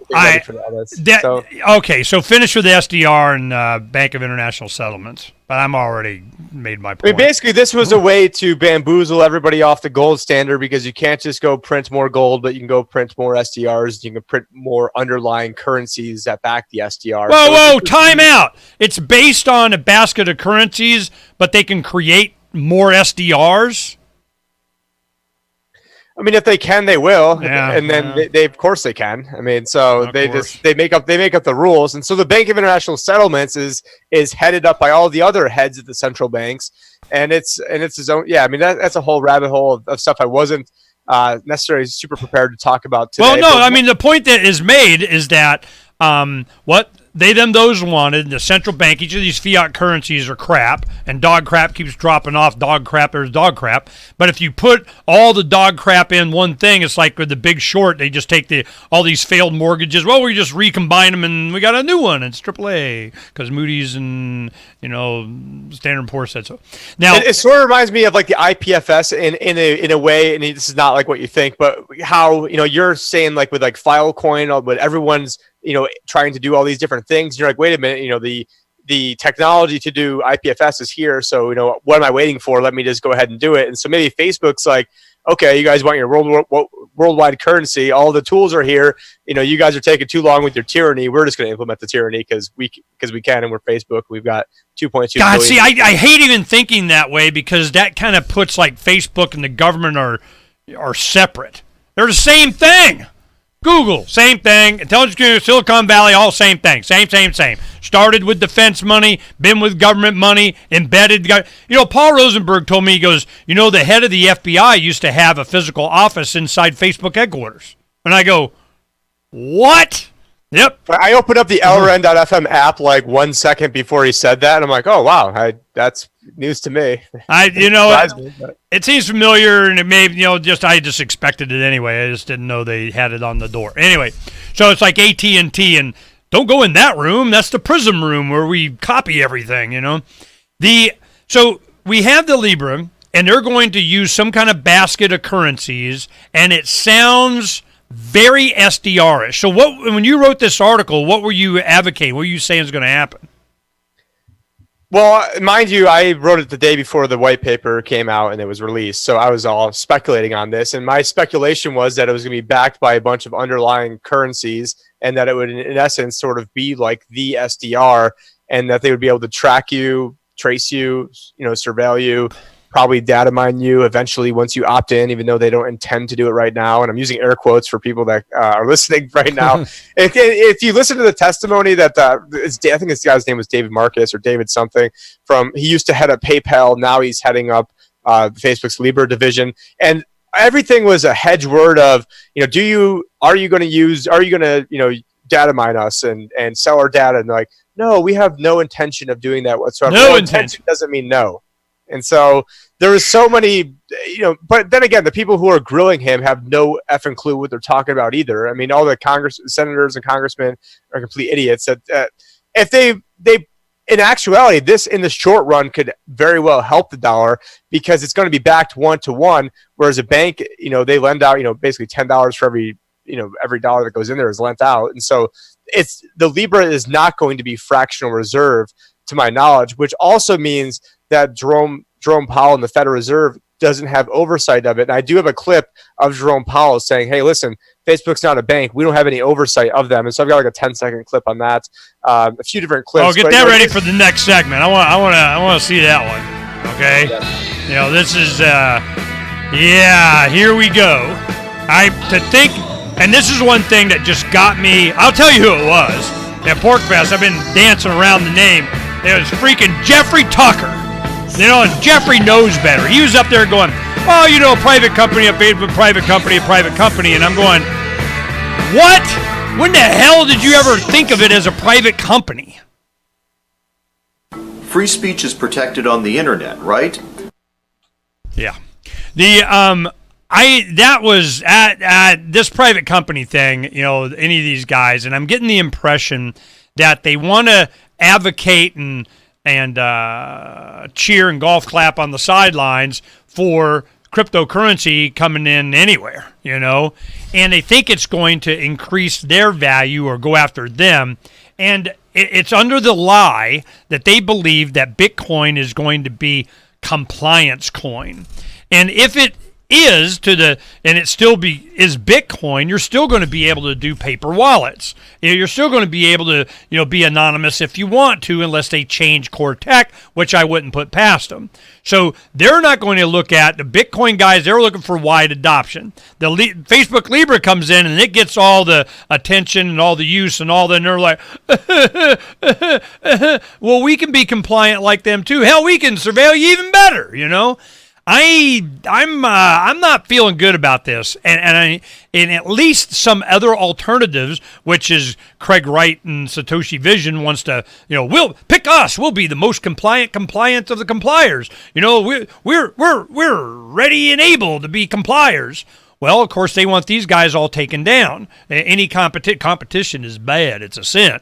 So I'm going, yep. The battle for humanity has begun, and there's going to be other cryptos that come out. There are going to be other countries that come up. Well, when you have the BRICS and whatever the hell Russia, China is going to wind up, and India is going to wind up doing, between Russia, China, and India, you got over half the population of the planet right there. Boom, done. And I'm going, I don't know what the hell we're thinking. And a world currency with this kind of surveillance and being America, they'll just come out with another one. This is where Peter Schiff was right. He goes, you can't just they'll just come out with another cryptocurrency. I go, yes, they will. And, you know, the market will decide, you know, what are the traits? Well, this privacy thing, when they're doing the Bitcoin forum at PorkFest, wasn't even on the radar screen. All the other traits, it mean nothing. And I'm just like, wow, when did that happen? Well, one of the funny things with privacy is that they're grilling Facebook over their privacy standards and saying, hey, no, people need privacy in their money, but yet they don't really want them to have privacy. They just want them to have, you know, their version of government gets it, yeah. No, okay, you got that clip? Yeah, I've got like 3 or 4 different clips. Yeah, no, line them up, man. Let's get it. Yep, I've got them lined up. All right, well, when we come back, you can introduce them and just play them. You going to do a screen share thing? Yep, I got it all ready to roll. All right. So let's do that. You just, you know, take this segment and go through your videos.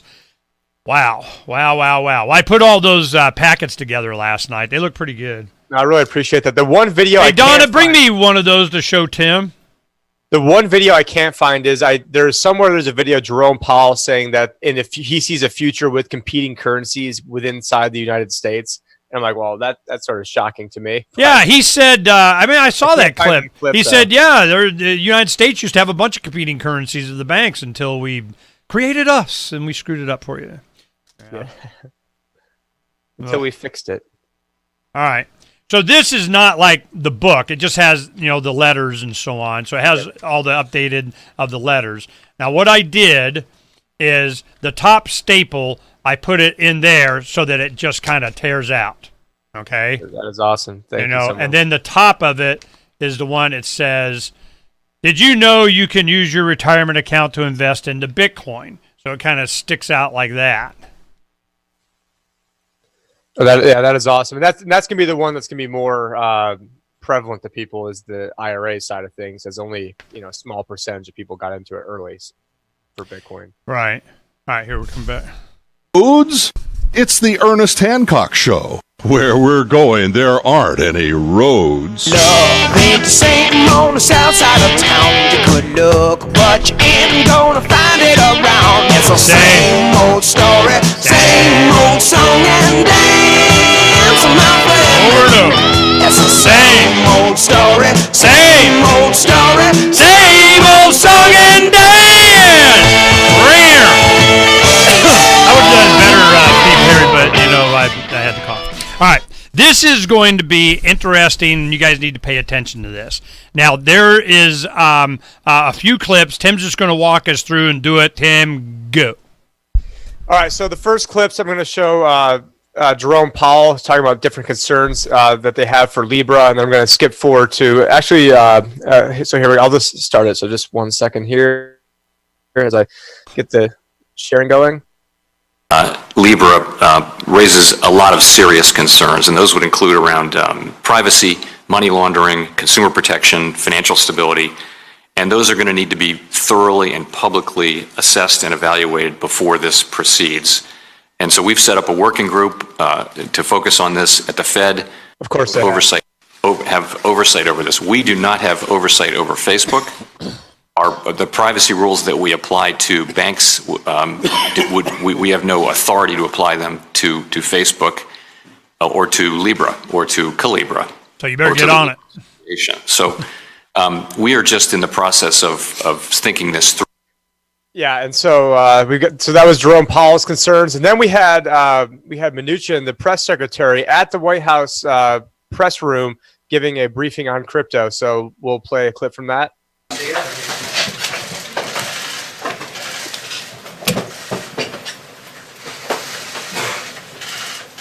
Good afternoon, everybody. Thank you for being here.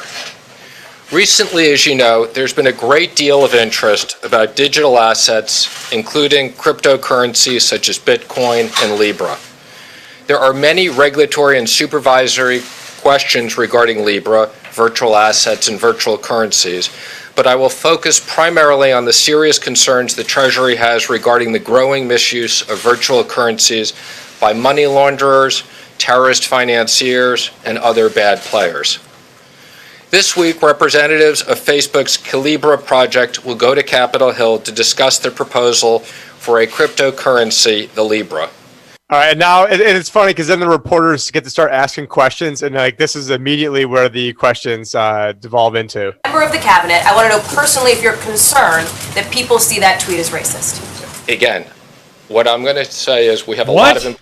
So they started talking about Trump's remarks, like the 4 congresswomen that he told to go back to their country. What the hell does that have to do with this? Well, nothing. Well, that's the funny thing is that's immediately what the reporters start trying to grill Mnuchin on. And Mnuchin's like, listen, he goes, I'm a Jewish American. I am not a racist or anti-Semite, and this is beneath me to be talking about this other stuff with the president. I'm here to talk about Facebook. And then the other funny part is after they get all done with this whole song and dance, is that then the next line of questioning is talking about the debt ceiling and how the Treasury is going to run out of money in basically a month and a half. And so you think that the Secretary of the Treasurer would have a bigger concern maybe running out of money in a month and a half than he would on trying to regulate this fake internet money over here with Bitcoin. So it's just amazing how we're having such a spotlight on crypto, because if it wasn't a thing, if it wasn't something they were concerned about, they would just keep ignoring it, because at this point the genie's out of the bottle. There's absolutely no way they can ignore it. And now I'm just going to play a quick clip from the Senate testimony where Senator Brown, not sure where he's from, but this guy, a lot of it's, Facebook, basically helped the Russians win win the election for Trump. And that's the reason why we don't want it. And that was, a lot of the general line of questioning. But I'll go ahead and play this clip now from the Senate testimony yesterday. Thank you, Mr. Chairman. Facebook is dangerous. Now, Facebook might not intend to be dangerous, but surely they don't respect the power of the technologies they are playing with, like a toddler who has gotten his hands on a book of matches. Facebook has burned down the house over and over and called every arson a learning experience. Facebook has 2 competing missions. Like every time the police, shoots a black kid or chokes some kid with autism, it's just a learning experience. We need better training. World more open and connected, and make a lot of money. And as Facebook attempts to serve both these missions, they wreak havoc on the rest of us. Look at its version of disrupting the newspaper industry. Facebook has made it easier to share what you're reading with friends. At the same time, Facebook has redirected most of the media industry's profits away from actual journalists and into its own coffers. They have done it without the benefit of recreating the local news desk, without conducting the hard-nosed journalism that keeps politicians and businesses honest, and without meeting even the most basic journalistic standards. This kind of creative disruption that doesn't actually create anything is just disruption. Or look at the impact Facebook's profit motive has had on the way it connects people. Facebook and other tech companies will tell you the internet just holds up a mirror to society and reflects what we already are. But that's not true. To be profitable, Facebook has juiced its algorithm to hold up a magnifying glass to society rather than a mirror, kind of like the way I learned in Boy Scouts to use a magnifying glass to burn a hole in a piece of wood. Concentrating our focus on the most divisive issues, pushing the most controversial opinions to the top of our news feeds. Usually those are posts that play on people's fear and worst impulses, but they may not be based on any sort of. Yeah, and it just kind of keeps going on. I mean, the whole press conference was, sort of along this line of thinking. But then I thought I was lining up the clip where probably if another minute plays out, he says something along the lines. He accuses them of basically starting genocide somewhere in Africa. But, it's funny. It's like, you didn't have our, Mockingbird CIA reporters in your news desk like we do at CNN and everywhere else. Yeah, that's one thing. I'm going, this journalism by government permit or something. You got your press pass kind of crap journalist. We were calling BS on that in the 90s. I'm like, how in the hell does this work? And so we've been real buttheads about that. And Facebook has some of the best journalists when they're allowed to publish. And it's the ones that are making the difference and do have a change and a positive future for and exposing of and investigative of whatever. Boom, those are the ones that get banned. We just saw 800 of them get done at the end of last year. So now it's with all these other, so the hypocrisy coming out of the legislatures, shut up. I don't even care what they say. This is just all, just proves our point. So I'm the Libra, why would Facebook do this and not any of the others? I mean, is there going to be a YouTube crypto and there's going to be a Google crypto? Is there going to be a, what? And why them? Why not them? What do you think is going to happen? What's the regulatory agencies going to wind up doing? Are they just operating as if they're going to do it anyway? Everybody else is just doing it. Are they going to say, nope, we're not going to let you? I think there was a bill or something. Somebody was circulating that kind of iced them out of doing any crypto or something. What do you know? I iced who out of doing any crypto? I'm sorry? I iced who out of doing any crypto? Who you're talking about? There was a bill. It said something like, social media companies that are large, blah, blah, blah, can't do crypto or something. They ice them out. I mean, that they couldn't do it. And so there's a threat of that. They could be regulated out. But Facebook, if it's not them, it's going to be somebody else because it'll be, what do they call it in China? The Bibing or something. It'll be a crypto of the man or something, via China along with your social credit score. So WePay, I think it's called, or WeChat, something like that. Yeah, that's the app, but it's on there. It's built on like their Facebook. I thought, so this is, I'm wondering if the United States government, they could even say no. I mean, what are they going to do? I mean, that's what Powell said. Hey, don't look to us. We're not doing it. You guys got to legislate. You legislate. And they go, we're out of the U.S. now. We're over here now. Well, then let's not forget what Donald Trump also tweeted out. And this has been such a historic week in terms of Bitcoin, in terms of, the politicians, many of them those coming out against it. We'll call it Trump's Twitter feed, but it says something along the lines of, if Facebook wants to start issuing its own currency, it needs to become a bank. It needs to go through all the banking charters, and they just can't issue their own money, because we don't trust them. And my thing is not make America great again, make America free again, and we should have the freedom to be able to choose and not everything dictated top down. There'd be the argument, America was never free. Is oral health important to you? If you don't like your own... Yeah, don't laugh. I mean, a lot of people go, America was never great. And I'm going, yeah, I don't know. When was America free? I mean, let's think about this for a second. So at least that's the goal. Maybe like after the asteroid, hit, what Graham Hancock talks about, and there was no life inhabiting North America. Maybe then. Maybe yeah. We were kind of free. Giant asteroid 2020. Oh yeah, I know what. Yeah, the giant asteroid should have like a laser banner they put on it, have a little probe spacecraft that's having a laser light show on it, and it has the word liberty. You want liberty? I'm going to give you liberty. Here comes liberty. Freedom! Of course, you're all dead, but, at least you're free. So, you're in a prison, but at least you're safe, So. What has been the legislative attempt at this? Because Congress will not go quietly in the good night on this. They're going to say, oh, no, you didn't, and they already got a plan. There's no way that they just did this without a plan. And this is all part of what Powell said, Mnuchin said, everything. They're going to want what they've always wanted. They want to have a we rule you, see everything transaction. And once they see how crypto works and the promises, that Bitcoin, they're going to comply kind of thing, well, they go, hell, we'll just, it's like obvious that they do it through Facebook and have all the traits that they want. They'll surveil. They'll be able to link it to your social credit score and who you're. I mean, it reminded me about 5 years ago or so. It was when they added this anti-authoritarian disorder thing to the Alex Jones illness to the mental health book or something, and it was if you didn't have a Facebook account, it sent up flares. They go, oh, this guy, he doesn't have a Facebook account. They wanted to give the impact or the impression that if you didn't have a Facebook account, there was something wrong with you, And when they started doing that, I go, yeah, you're going to have a Facebook account. I can feel that coming.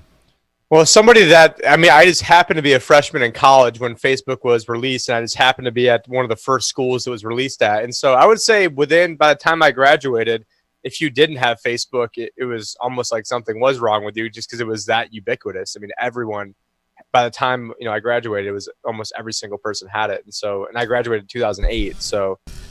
No, I saw it with my kids. They went from MySpace to Facebook and didn't even skip a beat.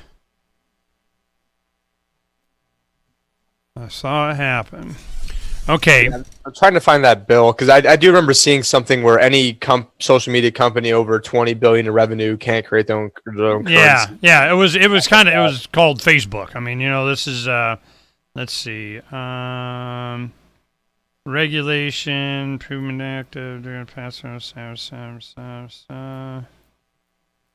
Trying to find this, I found out that in May 7th, 2014, they introduced a virtual currency tax reform act. I never heard about that. I obviously didn't pass. But how do you spell Libre? Libra. L-I, then bra, B-R. Oh, it's A, right? Okay. Yep. Bill. Congress already wants to regulate Facebook's new cryptocurrency. Of course they do. Just a few hours after Facebook announced the details, Libra currency, on Tuesday morning, lawmakers in Congress told the social media giant to pump the brakes. Politicians on both sides of the aisle expressed their skepticism. Yeah, they were all ready for each other. This is all just a freaking psyop. All right, here we go. Or declare your independence with Ernest Hancock.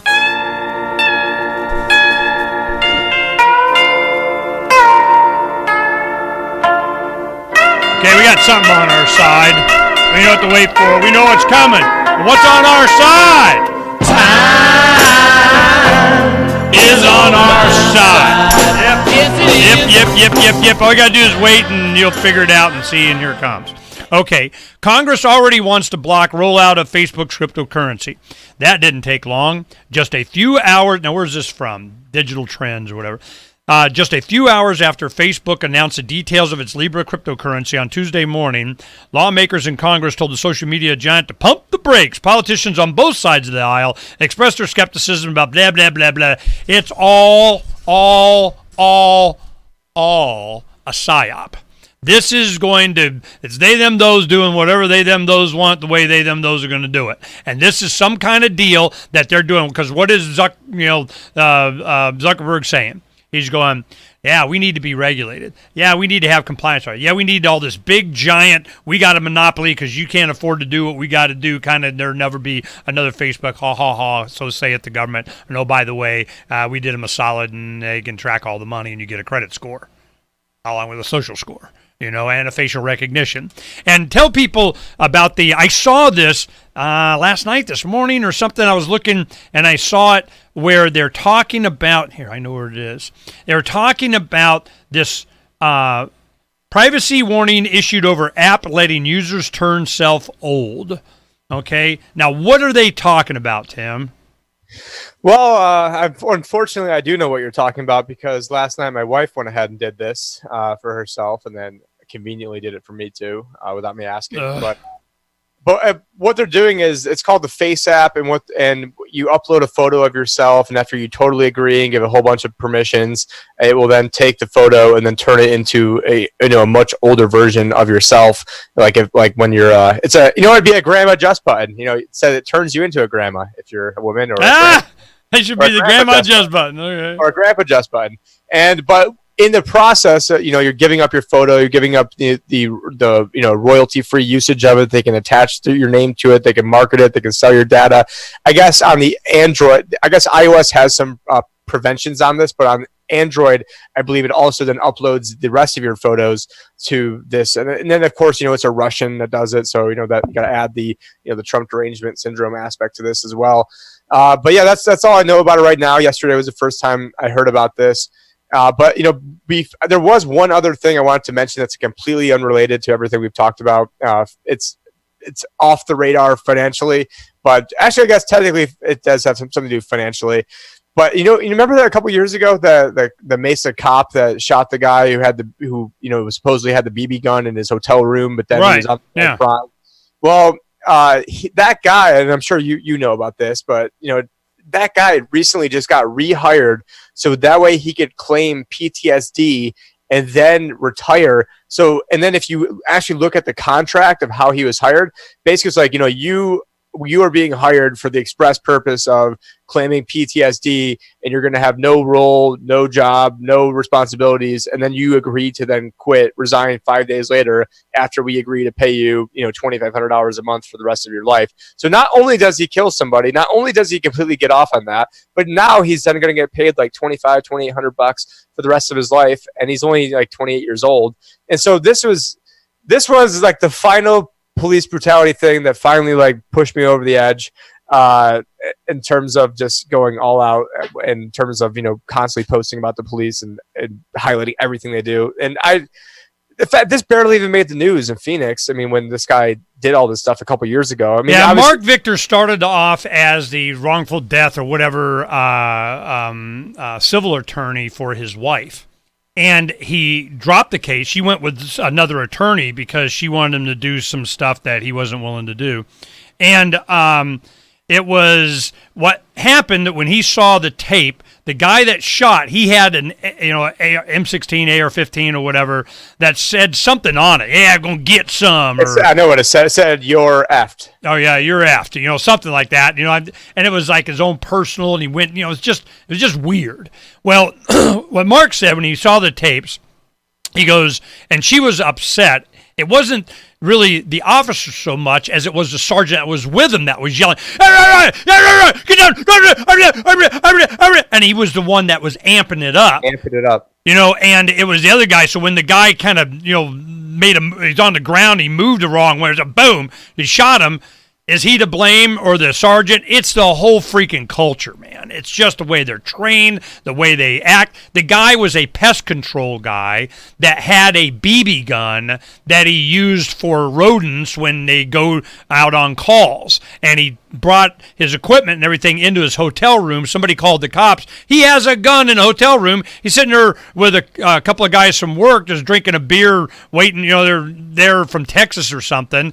And they just come in, bust it down, drag him out, and, and boom, he gets shot. So it was just a demonstration of the whole system sucks. I mean, he's on the ground crying on his hands. Don't shoot me. Saying, please don't shoot. I mean, doesn't look threatening at all. And not to mention, we are in Arizona, let's remind you, where it is legal to possess an AR-15 walking down the street. And so and I have seen some, and this is one of the problems with getting guys like Bill Weld and Gary Johnson running, is that I've seen libertarians on my Facebook feed who were criticizing me posting videos of that recently, saying, oh, this guy isn't innocent. You know, he had a gun in his hotel room and he was drinking in public. And I'm like, these are so these are so when libertarians want to like make the tent bigger and bring everybody in, these are the jerks that we're bringing into the Libertarian Party of, hey, the police are completely in the right and you're painting this guy, the guy that died. Yeah, it's politics. I'm not a fan. Yeah, and so, yeah, we're bringing in like the worst types of people into this tent. Anyone except for a libertarian can be in the Libertarian Party, apparently. Oh, and then we've got Nick Starwark. So are you gonna have a goodbye party for him at your place?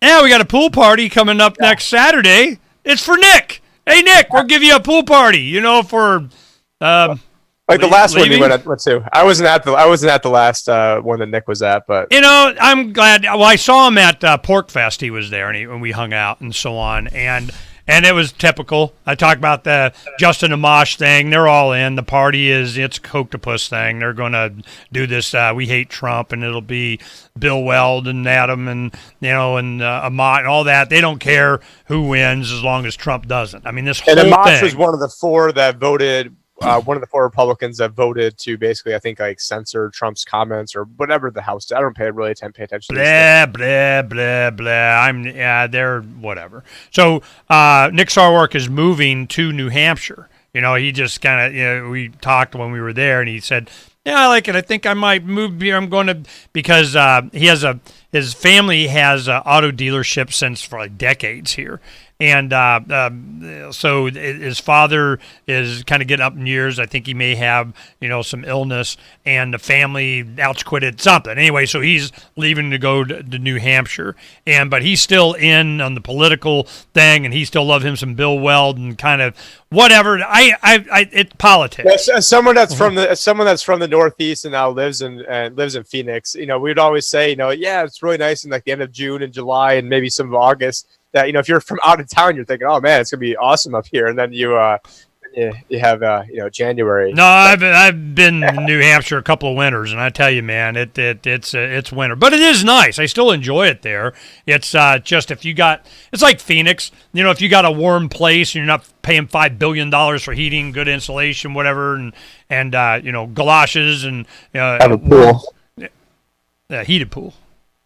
Yep. Heated pool, they'd be all right. Well, this is when we go up. We haven't even talked about Freedom Fest or anything. What's your plan there? Well, my plan is I still need to text Donna back about when we're leaving and all those details. But today I'm just trying to get some of the last like lead magnets and stuff sort of hooked up to my website. So actually the Liberty Advisor did make some change on it now. So now like when you click on the links for IRAs, it takes you to like a much longer explanation and all the bells and whistles of what we're doing. So I did update that. So that's brand new now. Also, same thing with early adopters. I've got a whole bunch of material there. And then it's not hooked up right this second. And that's what I'm going to be doing as soon as I get off the call is I've got a bunch of material. So if you guys want to know more information on self-directed IRAs, you have to stay tuned. But we've got like the 9 biggest mistakes investors make with self-directed IRAs, the 10 biggest things you need to know about having crypto in your IRA. How Mitt Romney got wait. How do they get all this information? Don't they have to text something to something? And you got to make sure this. God, man, you just button guys, you're killing me.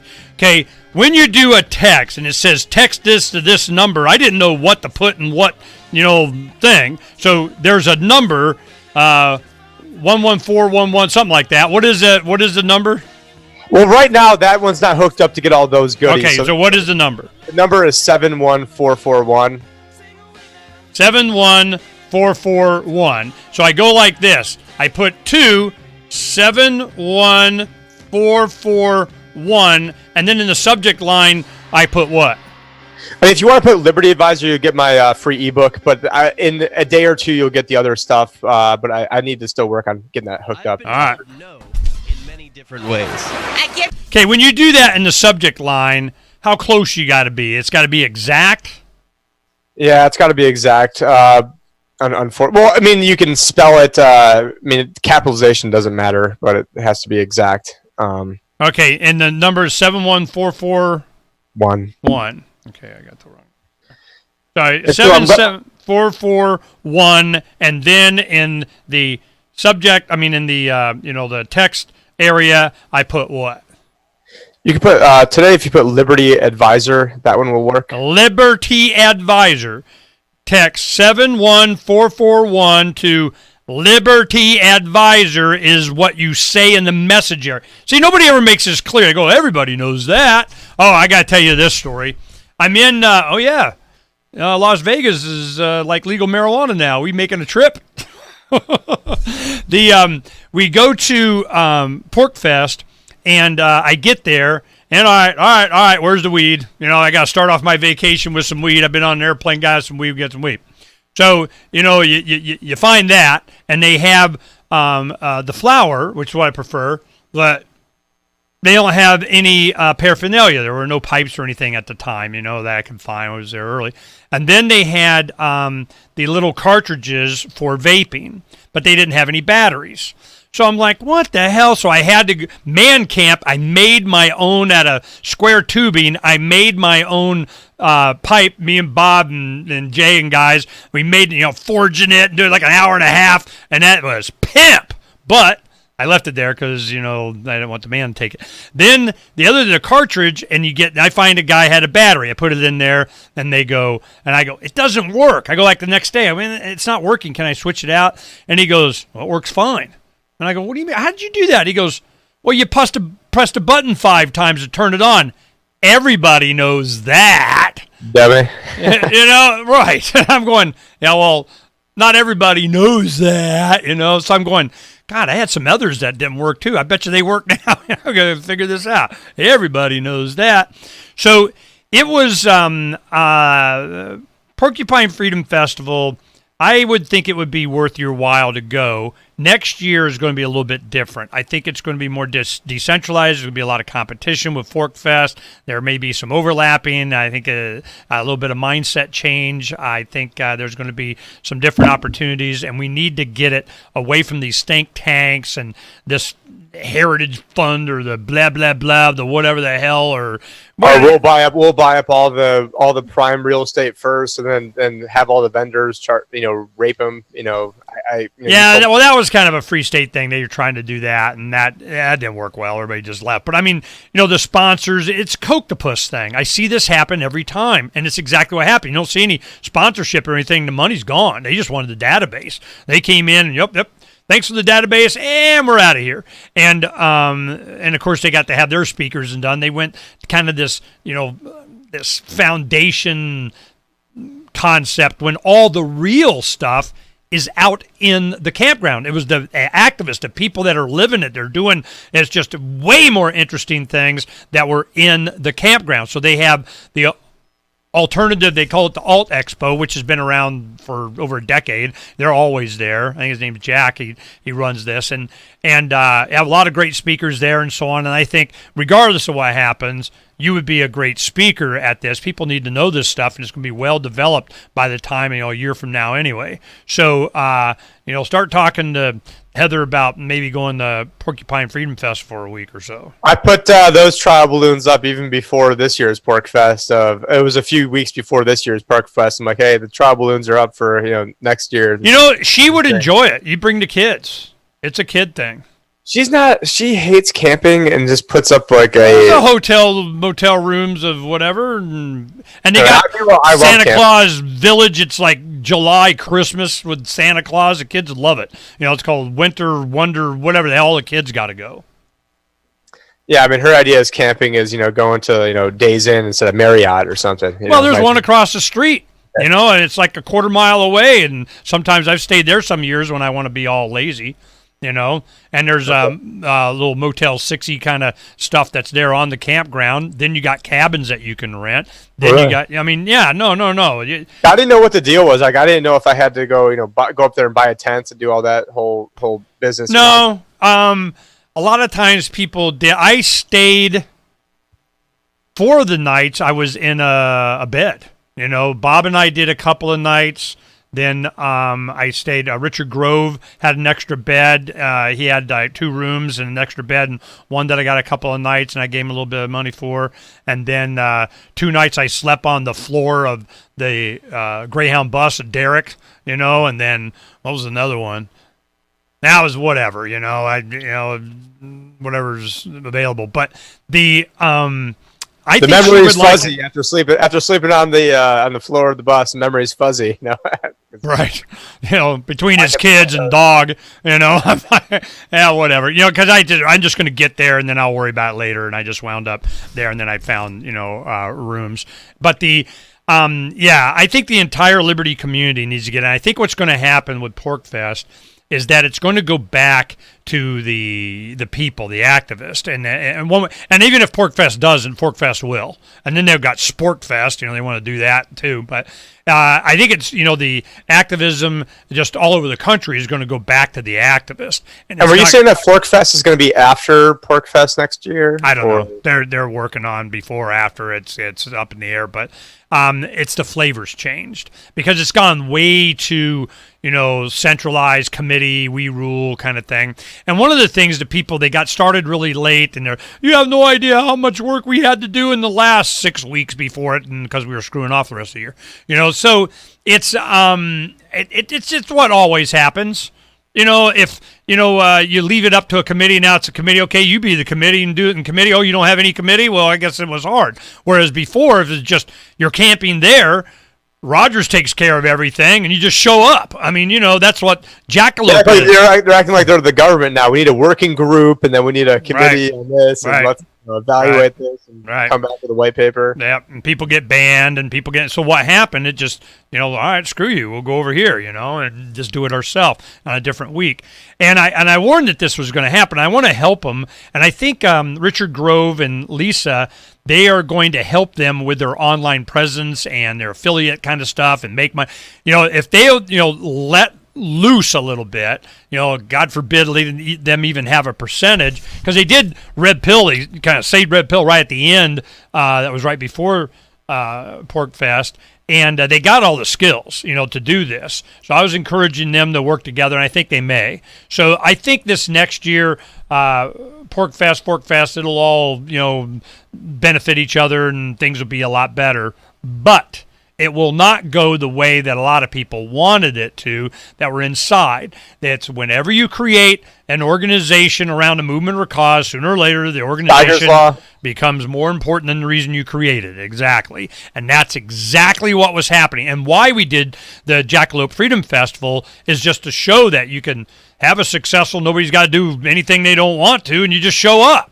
You know, well, that's what's happening. Well, now I'm getting complaints. Oh, how come it's 2 weeks now? And why? I go, because Alma wants to be there 2 weeks. You know, I don't know, because it's nice up there. Bob's going to spend a bunch of time up there. And I go, I'm just going to be there. It's always the first weekend in August, and it's usually like Thursday to Monday I'll go. You know, I'll get there Wednesday, Thursday, and then I stay, you know, after the weekend, make sure it gets cleaned up, because that's what grandpas do. So that's when I'm going, which is the whatever. Davi's coming on August 8th. He didn't want to, you know, make the trip. Last time he went up there, he got mono really bad. No, he got strep throat. Yeah, it was strep throat or something, right? You know, he was sick as a dog. There are all kinds of stuff happening around him while he's just passed out on the ground. We put him up in our tent for at least a day or two. He said, "Look, man, just rest." And he came down here and got some antibiotics. I don't want to... Weekend at Ernie's. No, he's just right. That was a weekend at Ernie's as he was sick. So we he's not a big fan. Go up there this time, but so he'll be here after we get back on the 8th and till the 22nd. So it's going to be a couple of weeks.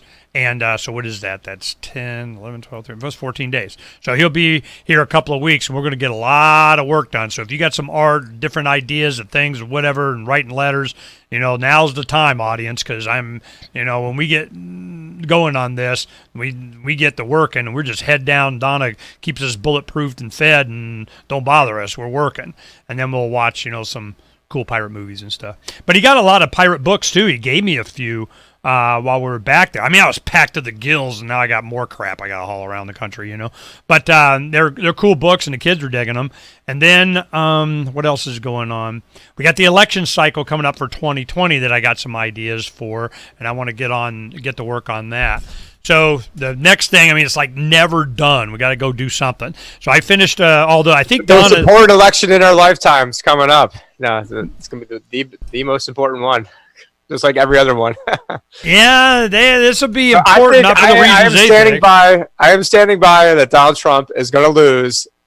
I swear I'm like the only person that said he was going to win way out in advance, and then who then came back and said he's going to lose, and not just making that prediction just so I could grandstand when I'm eventually right on this, but I really think. I mean, just little simple things like Bitcoin. It's about freedom, not about making America great, not about BS unemployment figures about black people that you were calling fake to begin with, or what about going to come up with a "Make America Free Again" hat? I mean, I did. I already have one, and actually, I made one. So did you really? Yeah. So. Yeah, I did. So You're way ahead, man. You're always ahead. 2 years ago, I did. So, yeah, so I'll bring it to Freedom. I've got the Make America Free Again shirt that I made. So yeah, we'll do that. I am interested in pork and the jackalope. Maybe heading up there for maybe 2 nights or something. It is different every year. It doesn't have any common theme, flavor of nothing. It's whatever anybody wants to. You and Alma are the common theme. No. She missed 1 year, a couple years ago, or last year or something, but she's back with vengeance this time. And yeah, there is no theme. I mean, other than just people go. I think they're starting to get it. They start. Well, if you guys had somebody'd have to do it. You want to do it? You want to be in charge of that? Then we'll have it. Yeah, you're the lowest bidder. Yeah, you want to be the lowest bidder on it, and you can you get the job. So, yeah, the free. The only organization that has been done is who gets the porta potties. That's all that happens. Jack does, and he uses crypto with somebody know nothing. I don't even know who. It happens. Different people sponsor at different times. Just use the same. Just use the same people that ordered them ahead of time for Sandy Hook, and then you can at that point you wouldn't even know who ordered them. So okay, I don't want to get off on this. No, I know. I said the. But Sandy Hook, this for Alex to come back. Yeah, it did happen. Well, there was a bunch of stuff that was just weird about that. So I'm wondering what deal was made of him saying that something. I still got a bunch of questions about that. And but I didn't make a big deal out of it because then you got to go look. So they were just on the Senate the other day. Whoever the senator from whatchamacallit, Connecticut was. I saw an InfoWars yesterday where he was basically like, hey, you're still able to see Alex Jones on the internet, and he was talking to one of the Google guys who was up there getting grilled, and he's like, well, why am I still able to see it? And he did all those things for Sandy Hook, and he was having people come to the victims' houses and terrorize them. And I think this was also like yesterday or 2 days ago. So it's just amazing. So you got a senator, he's not banned enough? Yeah, he's not, let me see if I can, I think I read this yesterday actually. So I'm sure if you yak it on something, I can find it. Yeah, well, go ahead and bring it, we'll send it to me. I'll put it up because this is, I don't have this is the thing that I see about Alex Jones. One less thing I got to do. Somebody's got to be out there calling BS on a lot of this stuff and kind of stirring the pot and whatever. And he's, the megaphone. I remember there was a radio affiliate. They wanted me to replace him on something. Oh, well, you need to replace the megaphone. And I'm going, okay, And then there was one day, while you were gone, we replaced you with the megaphone. I mean, it's the megaphone. They called it the megaphone. And I was on a show one time, a couple times, and he was really advocating that I join him on the front lines. We need more guys doing what he's doing. I go, Ain't nobody going to be doing what you're doing. I mean, if you want to be out there with a megaphone, like, what are you going to do? Hand me the megaphone? I don't think that's going to happen. You want somebody to stand beside you, then you build them stand beside you and quit kicking them in the back. So this is what he always did. You know, all these guys that have come on to do, you know, like Jason Burmis and Luke Radowski and a lot of these guys, there's a lot of people that have worked with him, and it just, you know, he has to be out front, and, well, this is what happens, you know. So I don't know what kind of deals he's made or if he's part of it or what. I have no idea. All right, what do you got here? I'm just trying to read through and scan, but, you know, it basically shows Senator Blumenthal is, so let me just read the headline. Google exec says InfoWars and Alex Jones will soon be unsearchable on YouTube. And so basically, and the guy, if you go on to play the clip, I mean, Senator Blumenthal goes on to play, say, hey, my state's the state that had Sandy Hook, and we're still being victimized by this every day, and every day that Alex Jones is allowed to be on the internet, is a day that, Connecticut still needs to suffer type.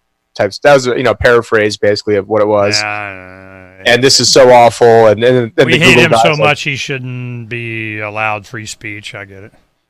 Yeah, so so yeah, it's more typical stuff. But probably in the interest of us, we're probably hanging out a lot in the next 4 or 5 days, so we can catch up on the ride. But yeah, I've got to get all that automation stuff hooked up, and sort of actually amazed I was able to get as much stuff done. Well, man, I need all these skills you got. We'll look at some stuff. We got a lot of things going on that we need to overlap on. I can't change my oil or like car brakes, but I know how to do a bunch of other stuff. So. Bring it on! I can do that. I get done 20 minutes. Boom. I need and I do have my brakes fixed this time. So I know when we drove up to Anarchozona, it was shaky on the brakes. Today it's fit. They are fixed now. So I'm in need of I need like Jay Noon's man camp. Just spend like a week there. Bring it over and I'll show you what's up. Or we have Georgie take care of everything. My son-in-law, he's like, does all our mechanic stuff. No, it's okay. I'm going, no, really, I'd rather pay you so you'll want to do it next time, So, and I can do it, but it's in the heat. I want to make sure you come over and me show you how to change oil and do your brakes and all that kind of stuff in the heat so you can suffer along with me. So we'll do that. All right, man, I'll see you in the morning. Let Donna know when and what, and I got to be ready, and I'll start getting my stuff ready today. You have any time that you want to get there? Are there any? Not really. I don't care. I don't want to rush it. I'm freaking take off, and I just got to get enough sleep. I got to take a nap this afternoon. I was up, late last night, like 3 a.m. I only got a couple hours sleep. I was just, I drank too much coffee in the afternoon is what happened. But I wanted to watch the Neuralink live presentation from Elon that got started late.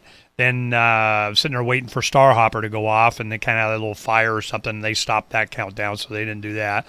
And then Truth Stream Media had some cool stuff to watch, and I got caught up on some Corvette and everything. So I just have all these tabs open on my computer, and I don't want to delete them because I want to see them. So I go, screw it, man. Before I go up there, I just got to plow through this crap, and a bunch of reading I had to do and prep for Paul. And so I just like screw it. Before Google still lets you watch all that stuff. Don't laugh, man. It's getting bad. It's a gallows humor of it is going that way. And I'm glad to see. Like, we're gonna find out a lot.